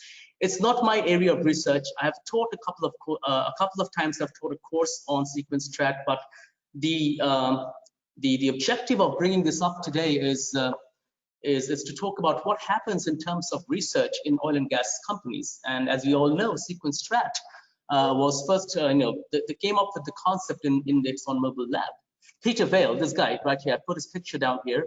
So he was the person who first came up with the idea. So it says the Exxon factor, role of corporate and academic science in emergence and legitimation of new global model of sequence strat.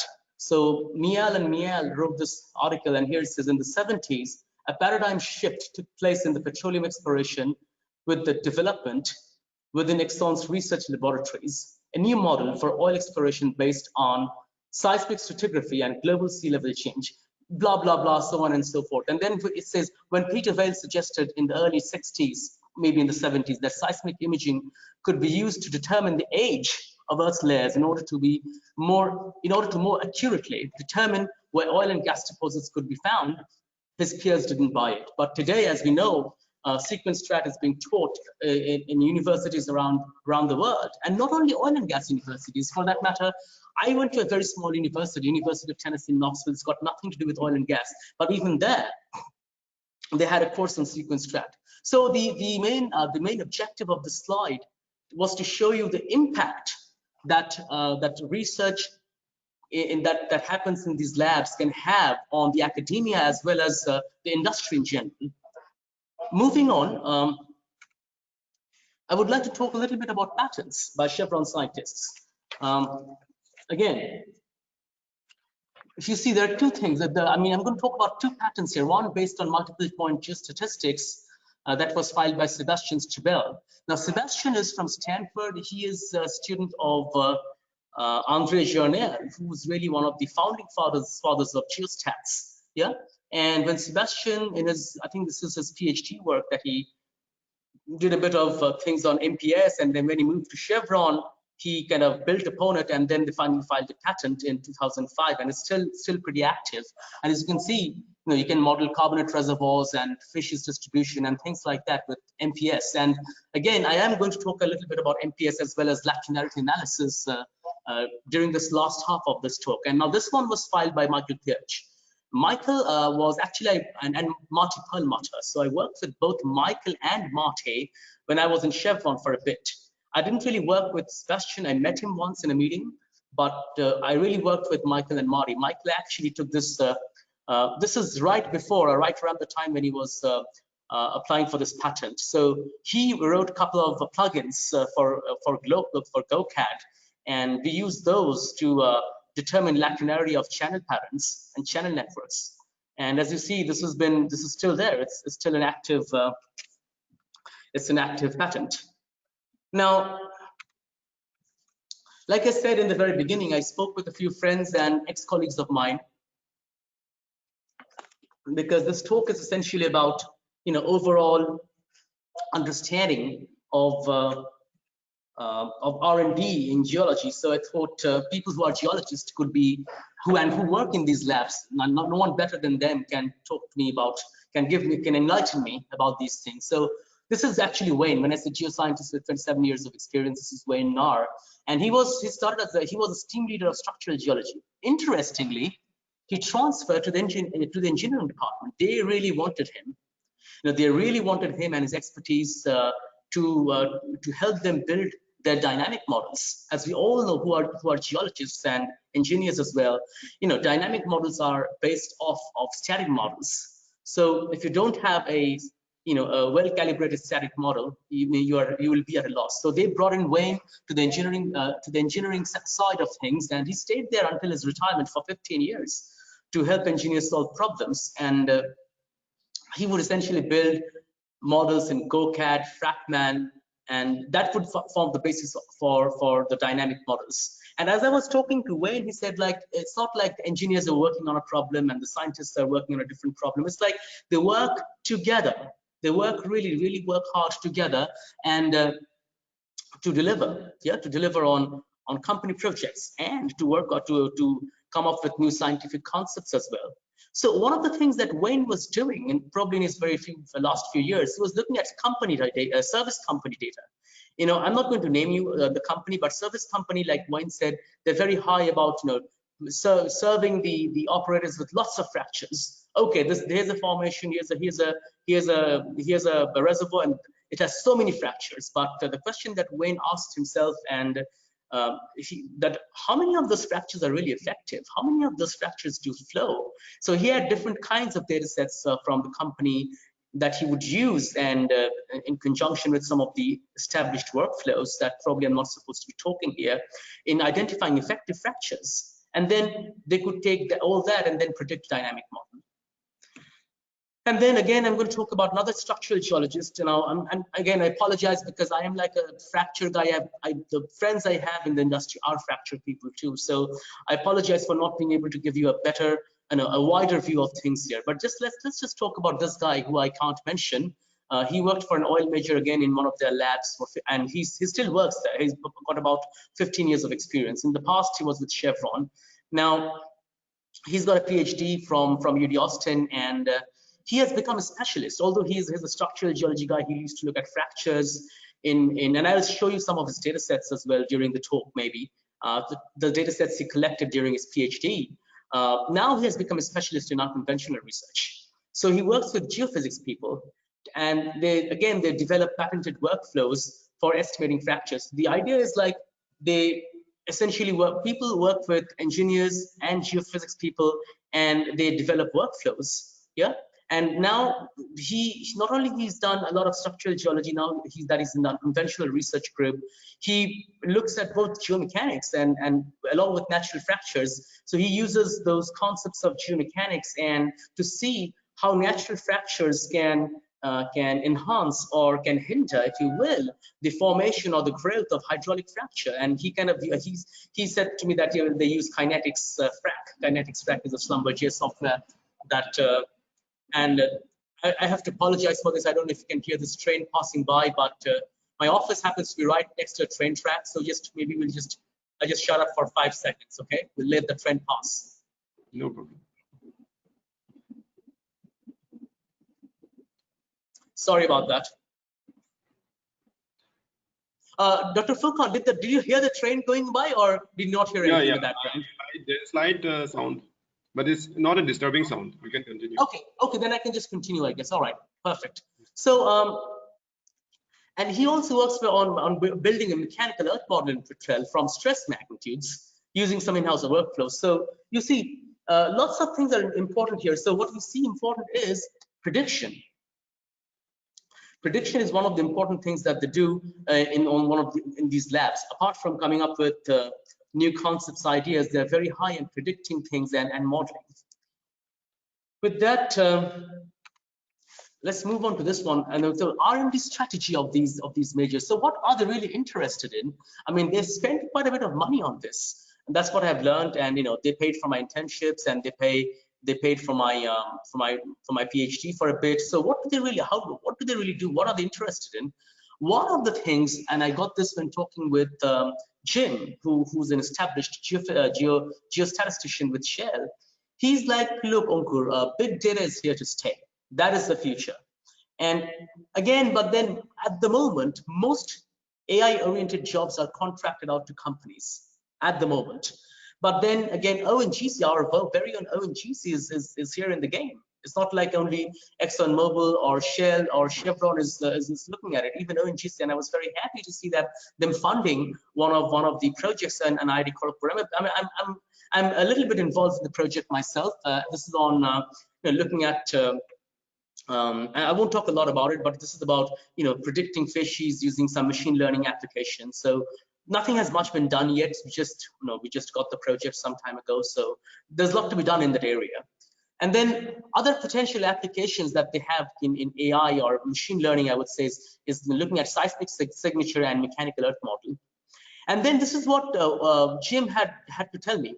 Okay, Jim said that geoscientists will eventually need to learn some kind of basic machine learning, just as now in today's world, most geoscientists are expected to know a little bit about statistics, know things like, okay, what is I would say, what's the Gaussian distribution, and in the least how to fit a curve to a bunch of data points. What are the main basic concepts in geostatistics? What's the variogram? Things like those, as most geologists would know those. And as many of you may be working with Petrel. Petrel has those modules. It uses kriging, uses variograms and all those concepts. But in the future, maybe 10 years down the road, these software will have some machine learning algorithm, and I don't know if they already have them. That's something I do not know about. And then other areas of interest would be like managing subsurface uncertainty. That was this is a big thing with many companies actually. Subsurface uncertainty is big, and it's not only about companies. I mean, I was talking to a few people in the British Geological Survey, and even they are very high on looking at subsurface uncertainty and figuring out ways on how to manage them. Yeah. So BP funded this project that I was working on for a little bit for my postdoc. Yeah. And then unconventionals. Now X2 Energy, ExxonMobil, now, and of course BP and Total, they're all interested in unconventionals really. And as you see, I kind of snagged this. If you can see the graphs here, two graphs. I snagged this from Mark Sobak's presentation. He was like, okay, just here's something that I presented, Anchor. Feel free to get a few pictures from there and ideas. I'm cool with that. So here are two graphs actually, if you can see here. This is like most of this thing as we go from 2007 when I was starting out with I was a master's student then, and today when I'm working as an assistant professor, this has grown by leaps and bounds. Especially if you see this red one here, it's Eagleford, and this has grown, the gas production. Likewise with oil production, Eagleford in terms of oil has grown way big. So this is you see here. So those things are important, both and oil and gas. And that's this green thing here is Marcellus Shale. Marcellus Shale has produced a lot of gas in the last 10 years. So, and I don't know if this is going to grow or not, but seems like that the future is here.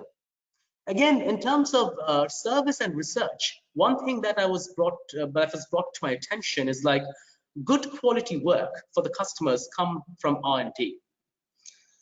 So if you don't do a lot of R&D, you can't really provide good work for the customers all the time. So that's probably one of the reasons that even in this economic downturn, some kind of R&D always happens in these majors.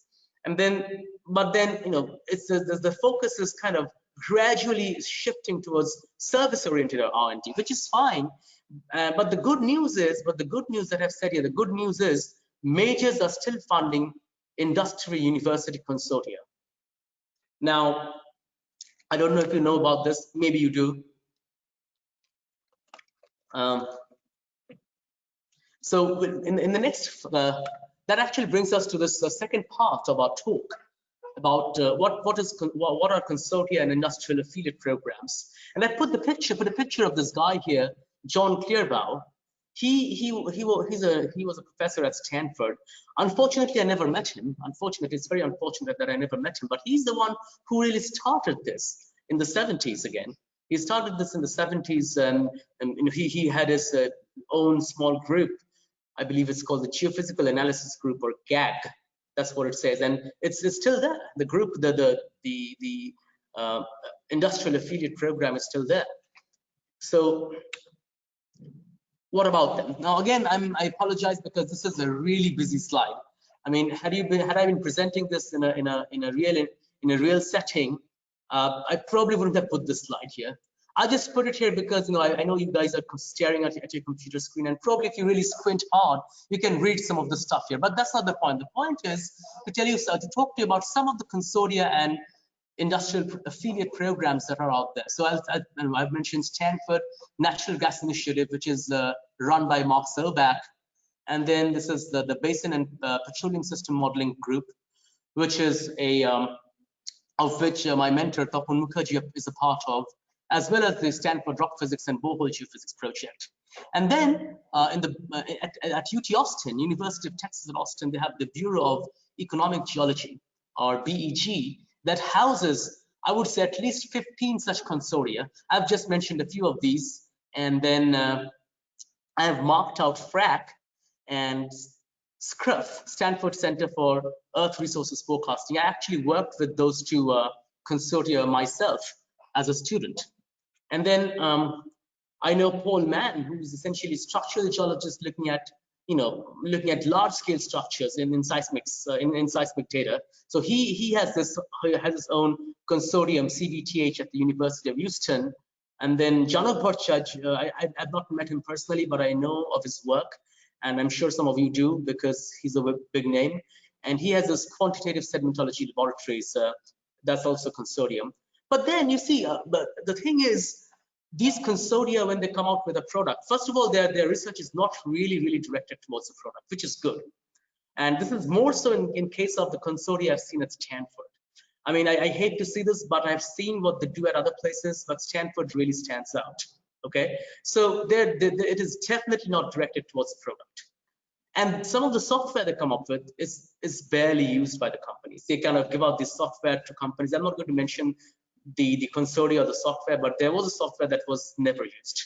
Okay, I asked Wayne about it, and I said, so you pay for the consortia, for this particular consortium, you got the software for looking at geomechanical fractures, for building geomechanical fractures, but do you use it? He was like, no. Some of the students who come out of these consortia, they graduate, they go work for the companies, they use them, but not as much. Then the question you might be interested in asking is why?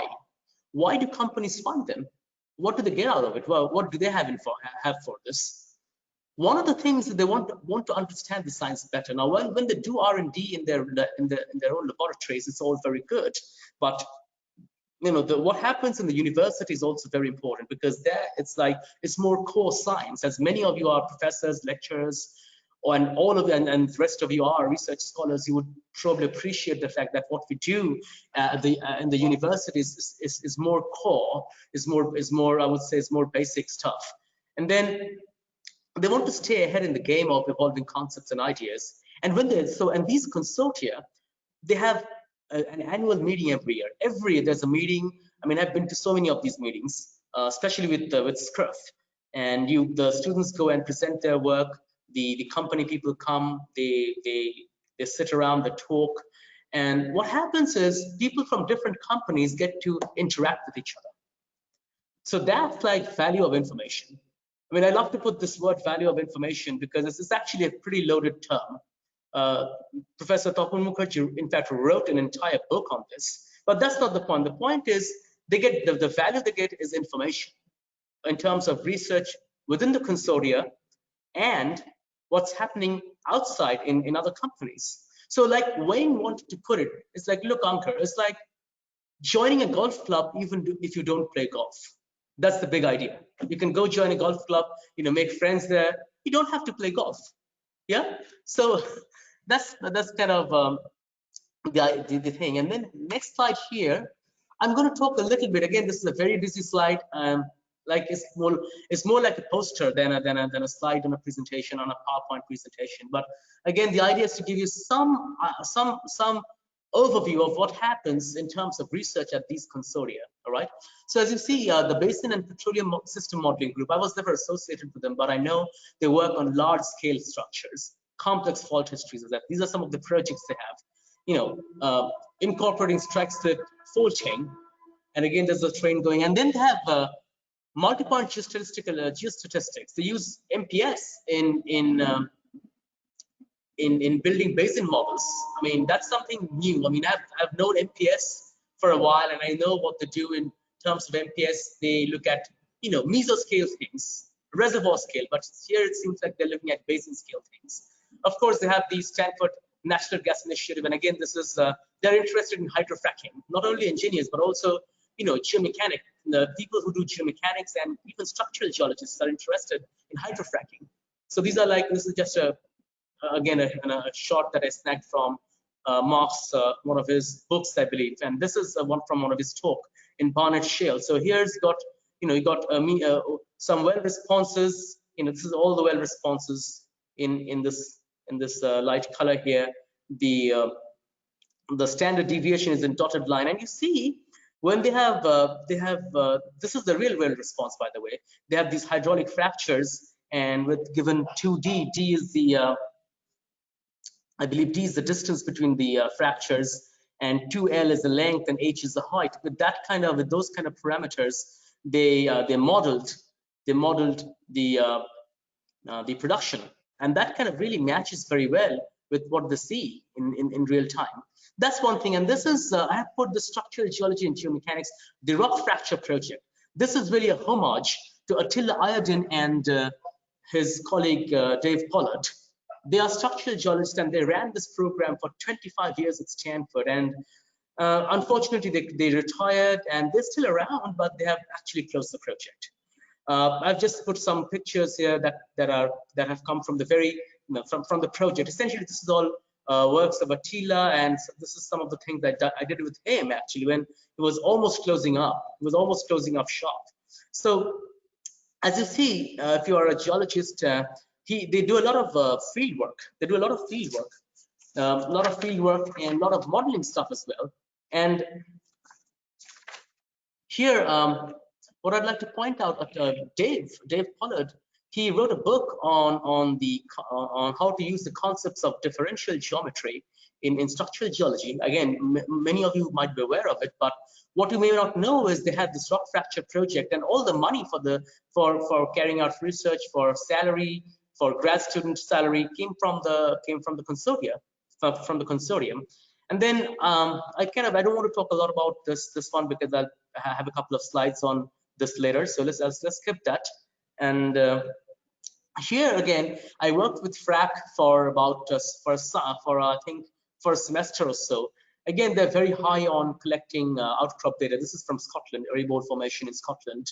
And then they have this.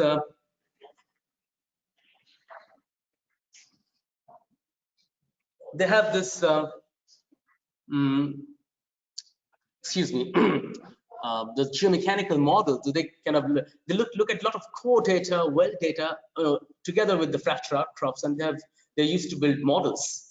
Now I use this simulator and built models, and I compared the geomechanical model with what I could get from by using similar parameters and building a model in Fracka, which is a stochastic model. So I'm comparing a DFN, which is in a way stochastic, to geomechanical models. So those are the kind of work they would do in these consortia. Yeah. So I don't know how good I'm. So Dr. Fukan, how am I doing with the time here? How much time do I have? Is it enough? It's half an hour. You can continue. It's half an hour. Okay. I've got half an hour more, right? No, you have 1 hour more. You can continue. Oh, I got lots of time. Okay, then I was just trying to see what the time frame is looking like. Okay, thank you. So here I've taken the opportunity to give you an example, a more detailed example of a project that comes out of a consortium. This was a BP sponsored project with Scruff, where I worked for about 2.5 years maybe, and I would say I was working with a small group of PhD students. I was a postdoc there. maybe another postdoc and a bunch of master's students. So the idea here was, so BP gave us some money for this project. We called it the benchmark project. We built a reservoir. We built a synthetic fractured reservoir, assuming complete knowledge of the subsurface. Now, this is what I've said here. Why the benchmark? Why is it a model? So it's not a model. What I've always said when I've gone to the BP office, if you remember, I was talking about their imaging flagship. That's the group, and I was presenting this. I presented this work to their group a couple of times. We polished it up. We kind of bounced off ideas back and forth. So this is like a general. There's way more things than what I'm going to show here, but this is again a general overview of the project. So we built these like a three-part, like a core, Griben, and host, and using these ceiling faults, we kind of built a structural model. And that kind of, well, I use the word model, so excuse me. This is, I would say we built a subsurface, I don't know, subsurface map, if you will, of the structure. Now this was we didn't really pull this from out of the thin air. Of course, we had to base this on some kind of reality. So we used the Clearfield data. Okay, so the Clearfield data was used, some outcrop, some seismic section, and this was the very beginning. The very first part of this work was actually done by Andre Young. And before I took over, so Andre probably looked at the seismic sections, and he built the very basics of this one before I took over. He works for Shell Research now in Netherlands, and then we used the three-layer stratigraphy to it. We added with three layers, the Aeolian sand with moderate permeability porosity, and then shore phase with very high permeability porosity, and then the layer in between we gave it very low porosity permeability. And as you can see, we built facies in there. We built the facies in there, and we tied the porosity permeability distribution to the facies. As you can see, the channels here, and here you can see the delta and the shore face and the rivers fitting into the delta. By the way, these models were built in something that goes by the name of SGEMS. It is the software that was built at Stanford, but now I believe it's more commercial in nature. It's a geostatistical software. So we built this in SGEMS and we brought it into SCUA, S-K-U-A. We didn't use Petrel, we used SCUA, which I believe, and this is my personal experience with Petrel and SCUA. SCUA is something that is sold by Paradigm. Sometimes I feel like SCUA has got more, is more researchy. It can use it better for research, but that's just my personal opinion. And then why is the benchmark model? We did all that, then we put a grid on top of it, 7 million cells, but then why did we do this? Because this would serve as benchmark. That's hence the name. It would serve as a benchmark for testing flow response, and development strategies to test which DFN parameters most impact flow, and to test new techniques for evaluating uncertainty. I mean, to give you a better idea, I would say, here's the deal. We would build the entire reservoir with the geophysics and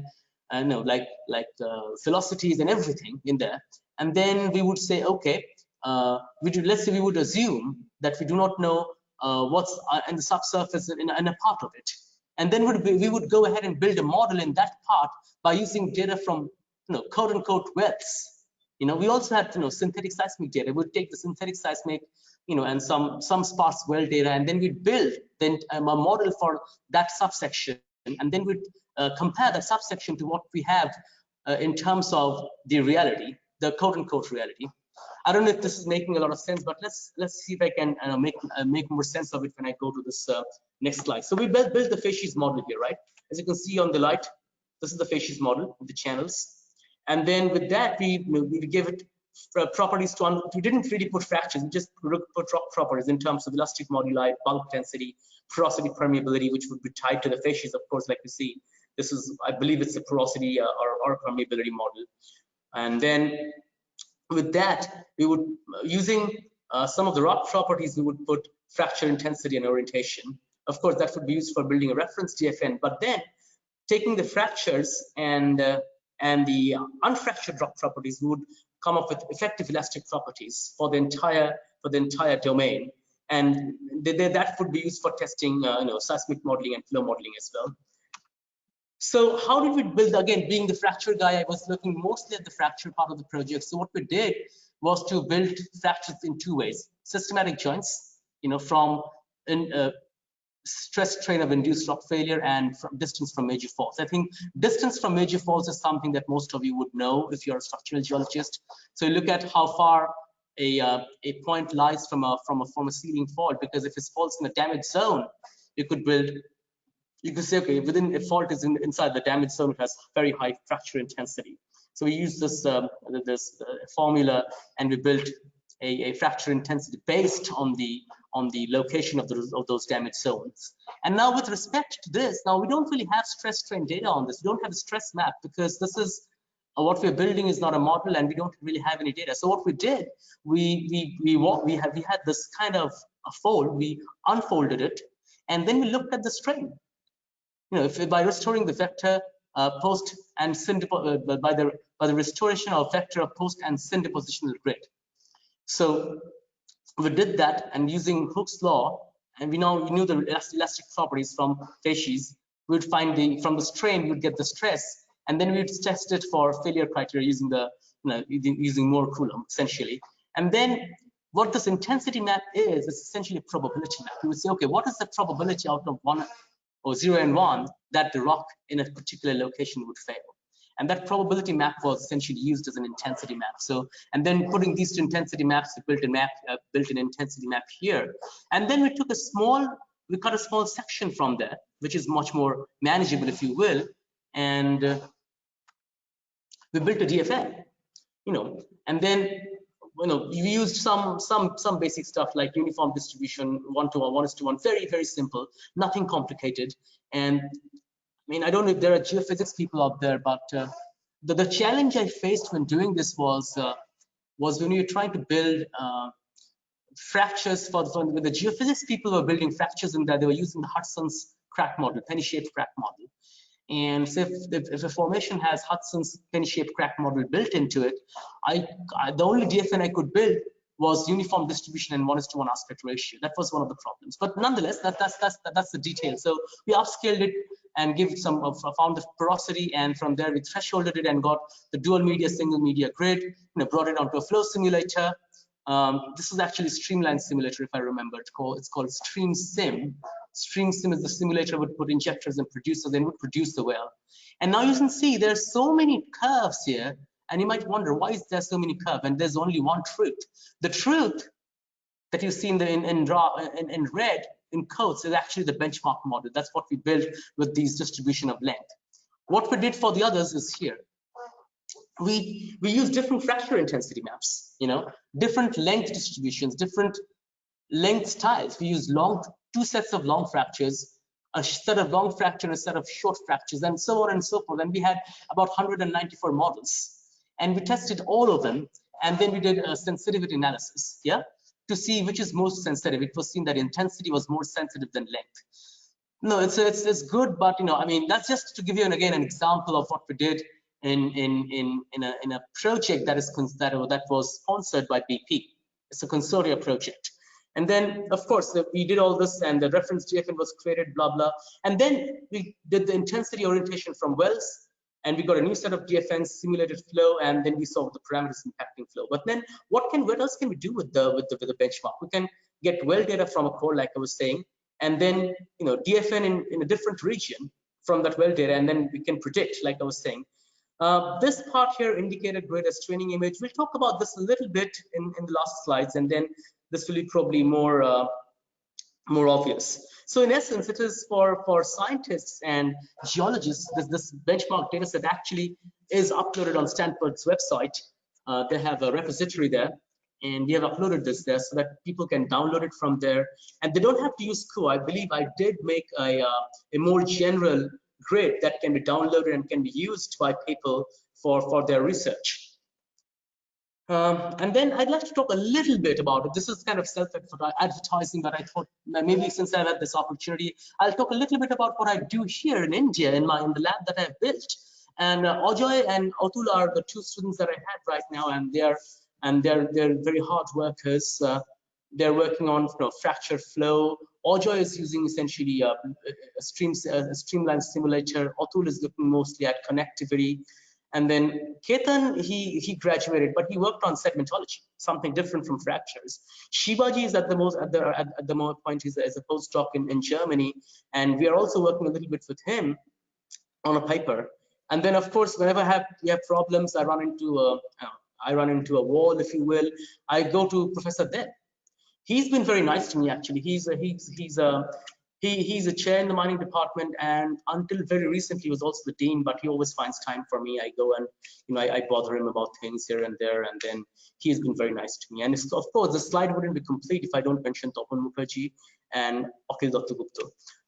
So let's just talk about Akhil Datta Gupta real quick. He has been associated with our Center of Petroleum Engineering ever since its inception, actually. He has been here on at least 2 occasions, and on one of those occasions, he visited my lab, and he sat down with Ojoy and me, and he taught us how to use his software. It's called Trace 3D. So not only we do geology, we try and do a little bit of, we try to bring in a little bit of flavor of petroleum engineering, because Ojoy, he is the petroleum engineer here. And then Professor Mukherjee is my mentor from Stanford. He came here last year.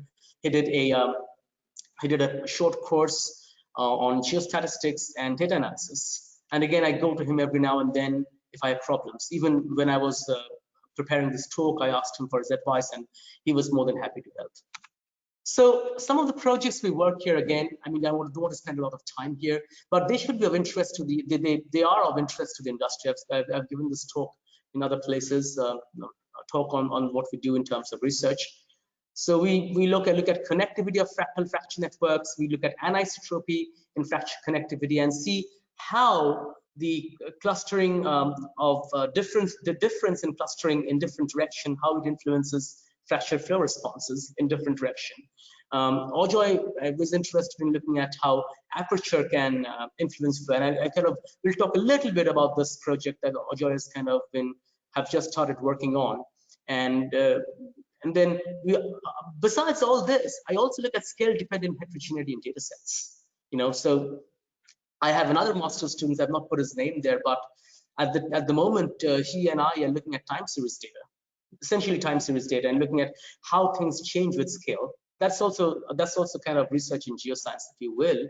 So this is what Ojoy is doing at the moment. So what he's interested in and is to see, and I believe Ojoy is there in the audience today, so he would see me presenting this. So this is like we are interested in seeing what is important.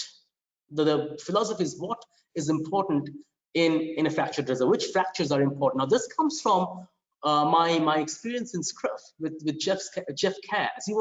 He's a geostatistician guy. He's not a geologist, doesn't understand a lot of geology, but he would say, well, he's more of an engineer. He would say, why would we spend a lot of time modeling the teeny weeny fractures in a reservoir if it's not those that influence flow? So I was told, Ojoy, can you figure this out? What actually influences flow? So he kind of built these models, and he systematically removed the smaller fractures to see how C and A behave. Seems like there's not a lot of difference in their behavior from this graph here. And then he had this, this is in Trace 3D, he does the TOF, and as you see is the wide fractures that really influence the flow, that carry the flow forward than the smaller fractures. Now, having talked about all that, I guess I've talked a lot. I would like to finish this up, and this is the very last part of my talk. And this would be about cutting edge techniques, which is the future. Again, the techniques that I'm talking about here, multifractal models, MPS, they're not that they're anything new. They have been there for, like, I would say 15, 20 years. But then people are, at the moment as we talk, people are building new techniques based off of them, based on these techniques that are being developed at the moment. So, and then I've got this is something I'll talk about in a bit. This is on MPS, and as you can all know, this is a fractal. It's one of those Julia sets. I don't know if many of you know about this leaf. It's a fern leaf, and it's not a picture. It's not something that an artist drew either. It's a fractal leaf. This has been generated completely using a computer program that Michael Barnsley, who was at Georgia Tech several years ago, he kind of came up with this IFS, or iterative iterated function system. I think that's what he called him, and IFS, and he used IFS to build this leaf. So we won't go into those details, but we'll just go straight into the applications of fractals in upstream geology. Of course, you have seen, if you have seen fractals, you have seen Menges sponges. You know, this is a deterministic one. This is a random fractal. This is just a Sierpinski carpet. So things they use, and this industry software Fracka, it uses the concept of fractals for estimating subseismic faults. Now, ExxonMobil in the early 2000s or late 90s had a project. So when I first went there as an intern, they hired me because I knew a little bit about fractals and I was working in fractures. But when I went there, I asked them, do you do anything on fractals at all? They were like, well, in the late 90s, there was something about, you know, they had a project on scaling up sedimentary bodies. But once something was done, the project was shelved, but that was there. I just wanted to bring this to your attention. And then modeling stratigraphy, that's also there. I put the name of Roy Plotnik here, and he came up with lots of new concepts, and he has used them for modeling stratigraphy. And I've seen he works with Chevron as an external consultant.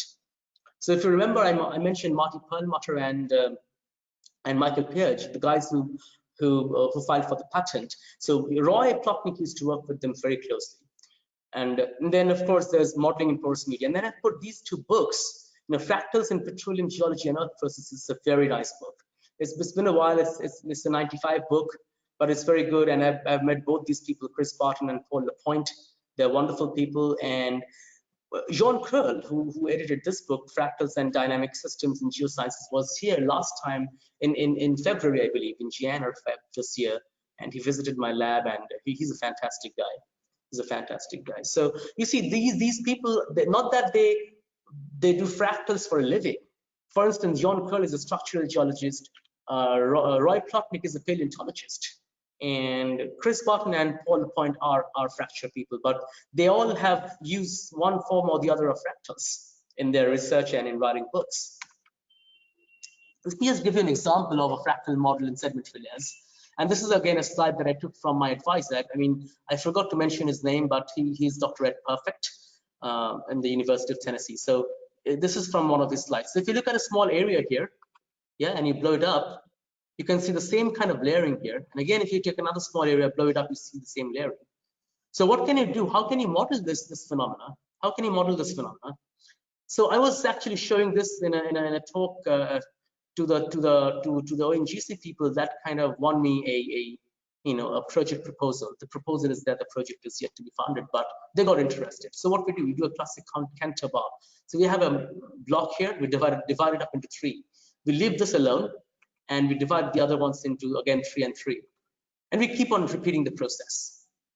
And that's the Cantor bar. It's a classic Cantor bar. So as you can see, we can use something like this or some variant of this for modeling what we see here. Yeah.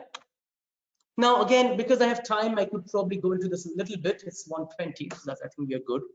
And I hope I'm not boring you guys. I mean, I'm saying a lot of things here.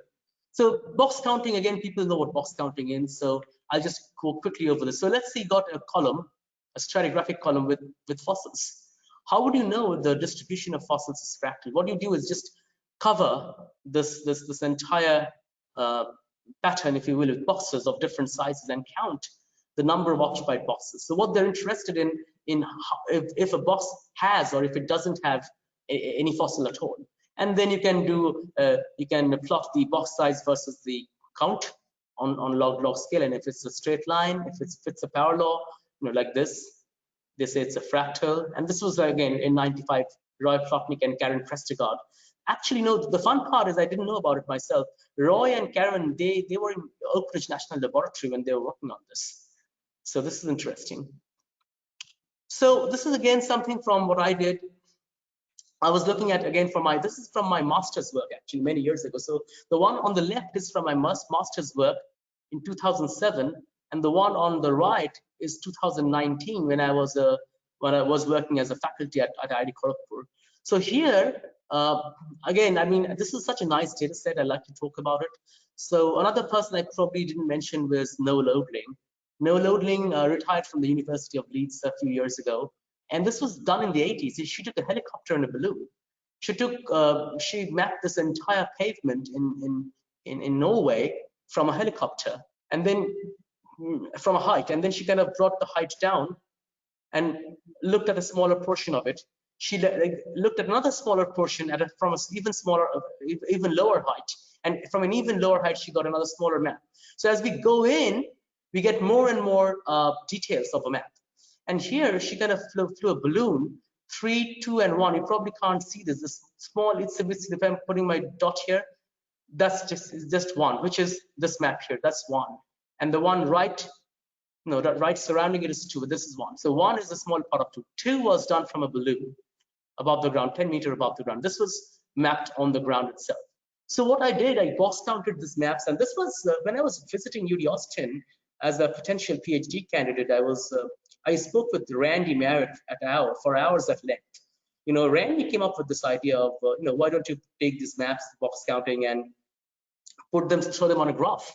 And I did that. So this turned out to be a very nice graph over, it goes from, I would say, 0.5, maybe 0.5, 0.7, all the way to, I would say, 7,000. So at least 3 orders of magnitude. And then here, again, this is something I did with a colleague at the Indian Institute of Science, Education and Research, Kothakuli Bhattacharya, and her student, Abhishek Basa. And then we looked at outcrops and microscopic fractures, and then we tried to put them together in a single graph using this power law. And that was pretty fantastic. I mean, not that this thing has not been done before. Randy and his students did this with their data set. We just wanted to repeat this, and we did something more to than this, but I'm not going to talk about that here. Maybe in another talk or something. Yeah. So now, lacunarity. If you remember, I talked about lacunarity when I was talking about the patents by Michael Purge and Martin Perlmutter. So the thing is, like, if you have veins, veins are like these. You can see these white fractures here. These are like veins on a body of rock, So they can be clustered, or they could be, simple as like uniform. And you can put a line. We call it a scan line in structural geology. And we could record those fractures. This scan line is a good representation of, let's say, a well in the subsurface. Yeah. But then, can you model these kind of distributions with fractals? Maybe not. Then what can we do? That's the question. So what we do is, instead of putting boxes of different lengths, we do that. Do kind of similar, but we kind of glide it along. And at each point, we don't really just say, well, the box has or doesn't have any meshes, if you will. Let's say these are like, I don't know, these are like different magnitudes. Let's say these are fractures of different apertures. Okay.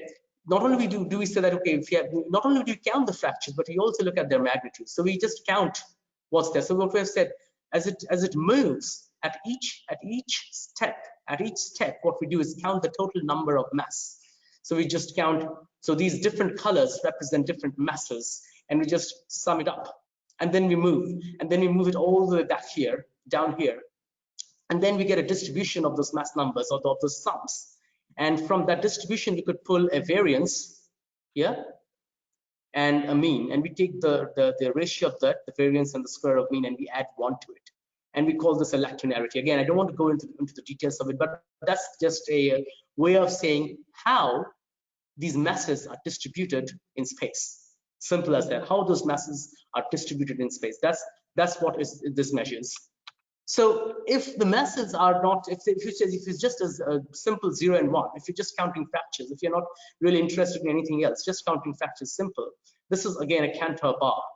What happens is you can run the lacunarity curve, and you can do a log, and you can plot it at different scales. You have different lacunarity, and you can plot it on log scale. It gives you a straight line, and that's a fractal. But even if it's not a fractal, it doesn't matter. What happens is this. Let's see if I have this here. Well, here, this is another better example, I would say, of what Roy Plotnick did again many years ago. He looked at gamma ray logs.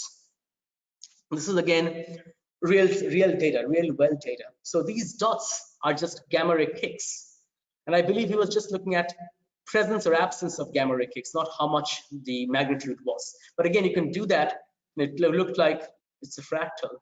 And then he compared it to a random pattern here. So this pattern line here is random. But if it's above random, it's clustered. If it's below random, I could say that the gamma ray peaks are anti-clustered. Or I could say use the word uniform for want of a better word. And then maybe this will give you a better idea of what I'm talking about in terms of lacunarity. Now I'm talking about this here. So this is what we can do. I was saying the straight line. I was looking at fracture data sets here along a line. These are the presence or absence of fractures, locations of those lines. So you can see it's turned out to be a fractal over a pretty large range of scales. Again, from 0.567, I would say 0.7 all the way to 3. So I would say about 2 orders of magnitude, Yeah, 1.5 to 2 orders of magnitude. So I say clustered fractures above this dot line are clustered, below is anti-clustered. The dotted line here, that's the random line. Well, the fun part is you can take again, I don't want to go into details of it, but if you take the first derivative of this L value, you can find, you can look at how this curve breaks. You can see patterns within patterns. So you see here, this is a straight line with fractal arrangement, but that happens at R equals 740, and that's around the average width of these fracture clusters here. You see the fracture clusters, that's the average width of the cluster. And so within the cluster, the fractures look like they're distributed like a fractal, like a Cantor bar. However, the clusters themselves are somewhat uniformly distributed, as you see here. So that's like a break in the scale. So that's what lacunarity does. But this is what I did in terms of lacunarity. But again, talking about what Marty Perlmutter did and his colleague Michael Page, they didn't use a simple box like I'm doing. I'm just looking at 1D or 2D. They had the capability of doing this in 3D, and they were trying to look at similar features. Not this one. This is something that I came up with, but they were trying to look at the lacunarity curve of different channel patterns and networks. And you could, because I worked with them for a bit, I was really looking at trying to see how we can, differentiate a meandering channel from, let's say, a braided network.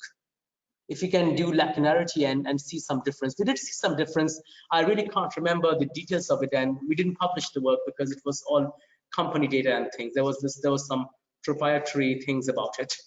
Now, again, I don't want to talk a lot about this. I think we're running short on time here.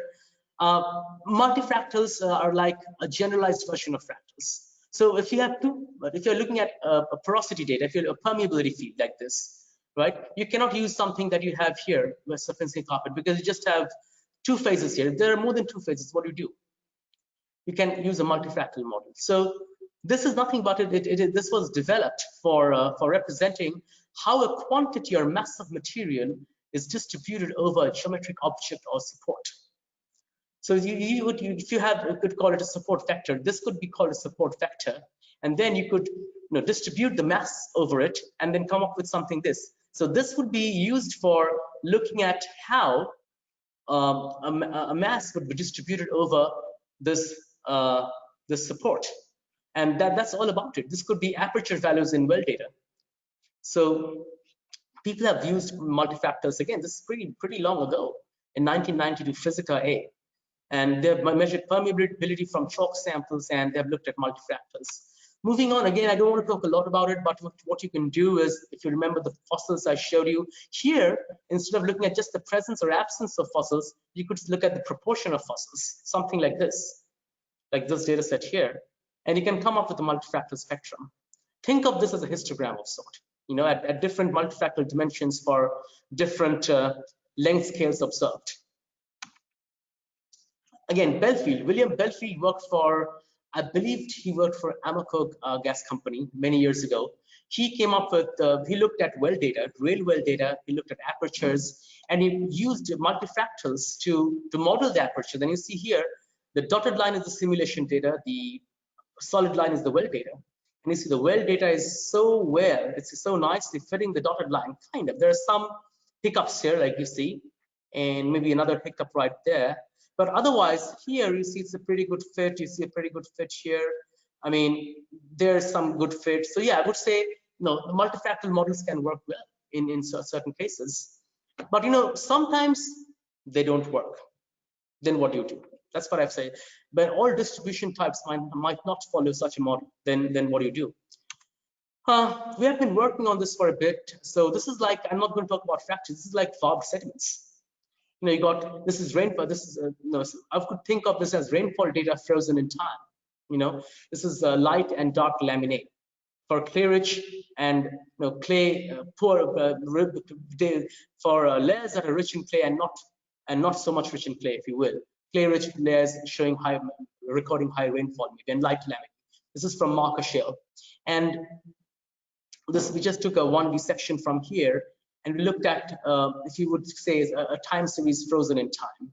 And we looked at lacunarity ratio. So we just do the lacunarity stuff, as I mentioned, but we would compare this with a random counterpart.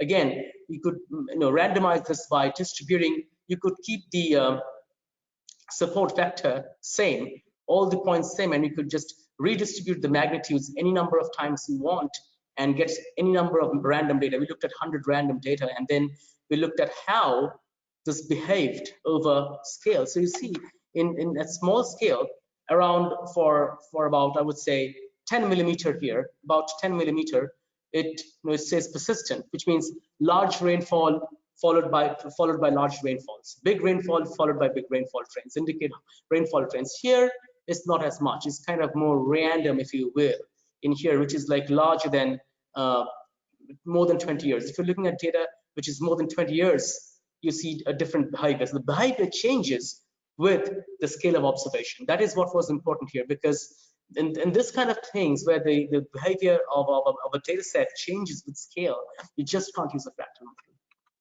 And then this is again something very important. I was talking to, very interesting. I learned when I was at Stanford. If you remember Sebastian Strebel, he worked with, I believe, he came up with SIMPAT. So let me just talk about this. A group of algorithms that can be used when 2-point statistics do not work.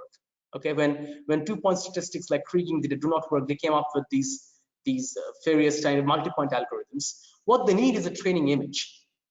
As a conceptual image, because when we talk about training data in data science or in machine learning, and this is something I learned recently, training data in machine learning is very different from what we do here, because here we don't have a lot of data.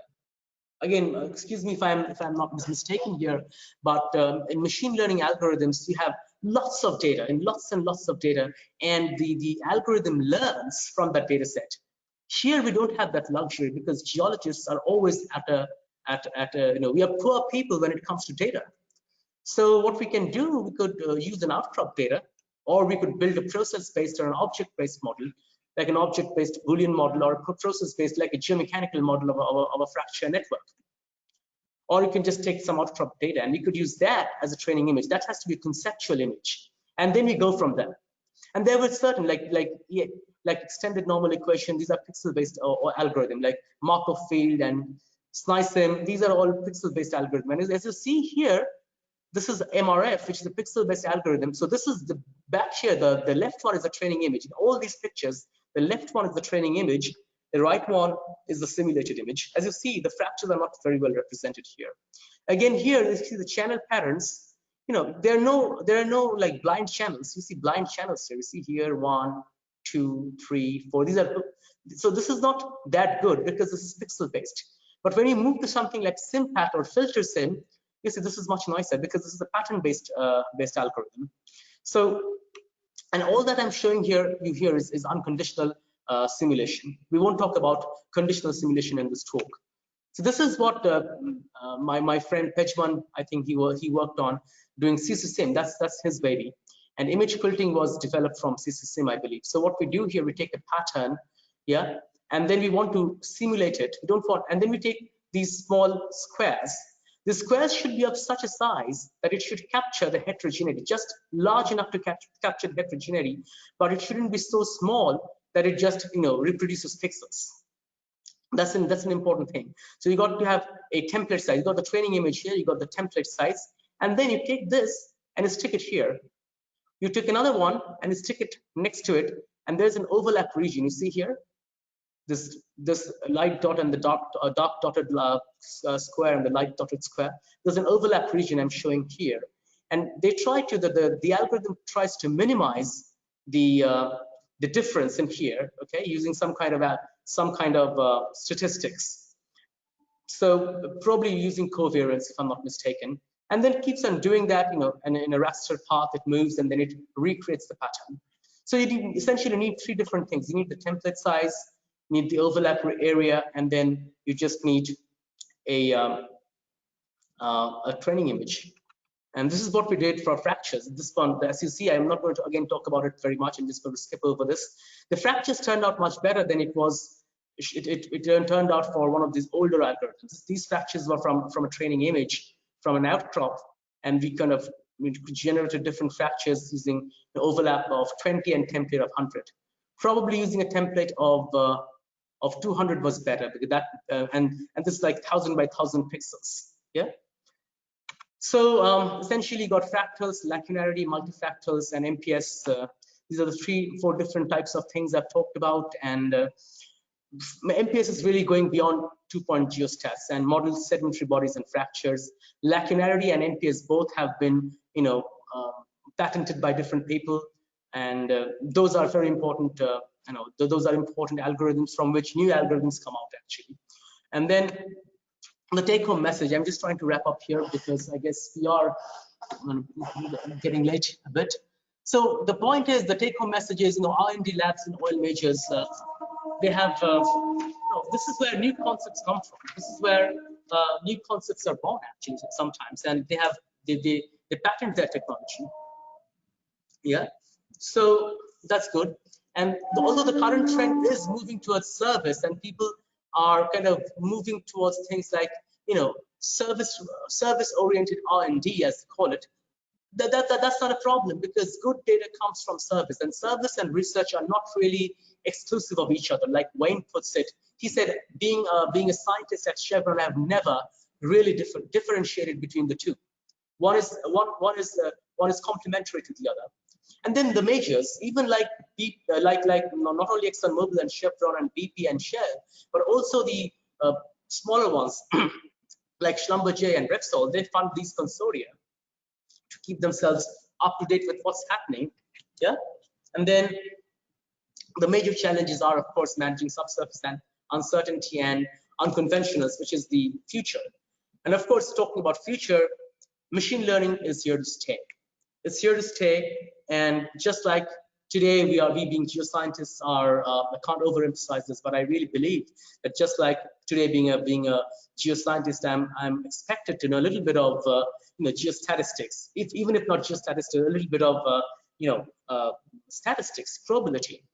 Tomorrow, scientists of tomorrow, I would say 10 years down the road, especially for you guys who are research fellows and who will be going out in the world and becoming scientists of tomorrow, you will be expected to know a bit of machine learning algorithms, not just looking at garbage in, garbage out, and then there's a black box. You just type something in, then there's some algorithm that you can't see and it gives you pretty answers. That doesn't really cut it. So I would really, a word of advice, unsolicited advice to you guys, to my young friends, is like, yeah, it's a good time to start learning machine learning algorithms. In fact, one of my mentors here in IIT Kharagpur, he was the dean of faculty, and he's been my professor, Professor Tripathi, Professor Shubhashis Tripathi, who's been my professor when I was a student here. He used to teach me groundwater. He said, Ankur, it's time for you to start learning some machine learning. And Jim was no different. He was like, yes, that's very important. I really can't overemphasize this. And like I said, the future does lie in R&D. While funds are drying up, oil and gas is kind of going through tough times, we need to come up with new technology. And new technology will have its root in R&D, in not only in academia, but also in these labs, and where they kind of build of new cutting edge technologies. So, and in building these, I think things like multifractal and multi-point geostatistics would be at least one way forward. Besides, of course, coming up with new imaging techniques. And I'm not a geophysics person, so I can't tell you much about this. I know there are lots of new imaging techniques coming up as I look at these these journals like Leading Edge, but I can't tell you much about that. But as a concluding note, I would say, new algorithms based on multi-point statistics and even, multifactors would be one way forward.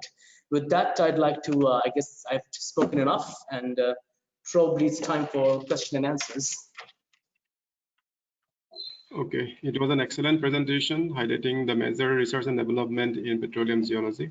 So anyone has any queries, please speak, or you can type in the chat box.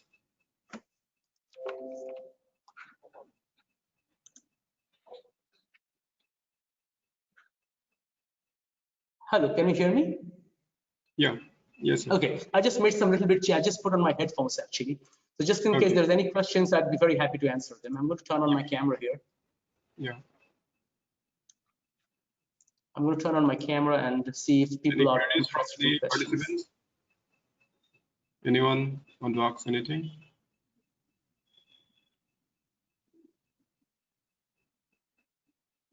So from my side, I want to ask Ankur how basin and petroleum science modeling helps in petroleum exploration. How important it is in petroleum exploration, the basin and petroleum system modeling. Well, that's a good question, Dr. Fukhon. However, I mean, right off the bat, I'm not a large-scale modeling person, but of course, basin modeling is the very heart of exploration, because unless you know where to look for things, because my understanding, again, this is simply my understanding, is that if you look at basin and petroleum system modeling, it helps you to pinpoint where, or because it's got to do with the process. A little bit of it has got to do with the process of formation of oil and gas and how they're trapped, how basins have evolved, and so you would know where to look for and what to look for. So if you know where to look for and what to look for, that's important than just looking at pretty data sets and then being at a loss when you don't know about the very basics of what you're talking about. That's just my general view of things again. Okay. Any more queries?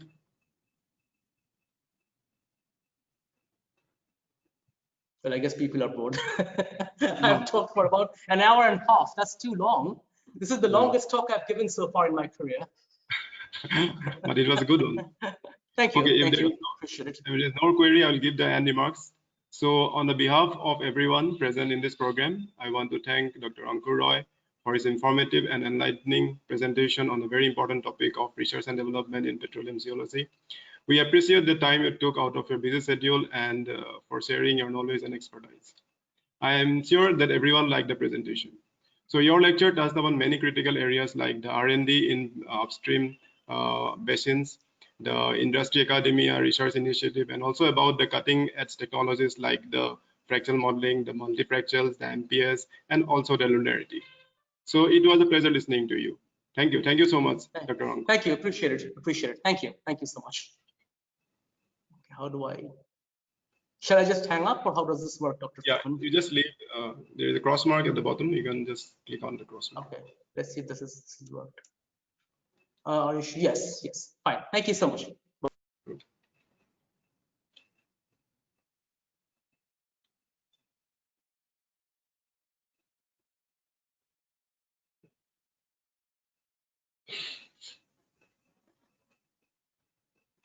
Okay, we'll take a break for lunch, and we'll assemble here again at 3 p.m. for a talk on the artificial lifting of oil. Okay. Thank you so much. Please join me again on 3 p.m. We'll join here again.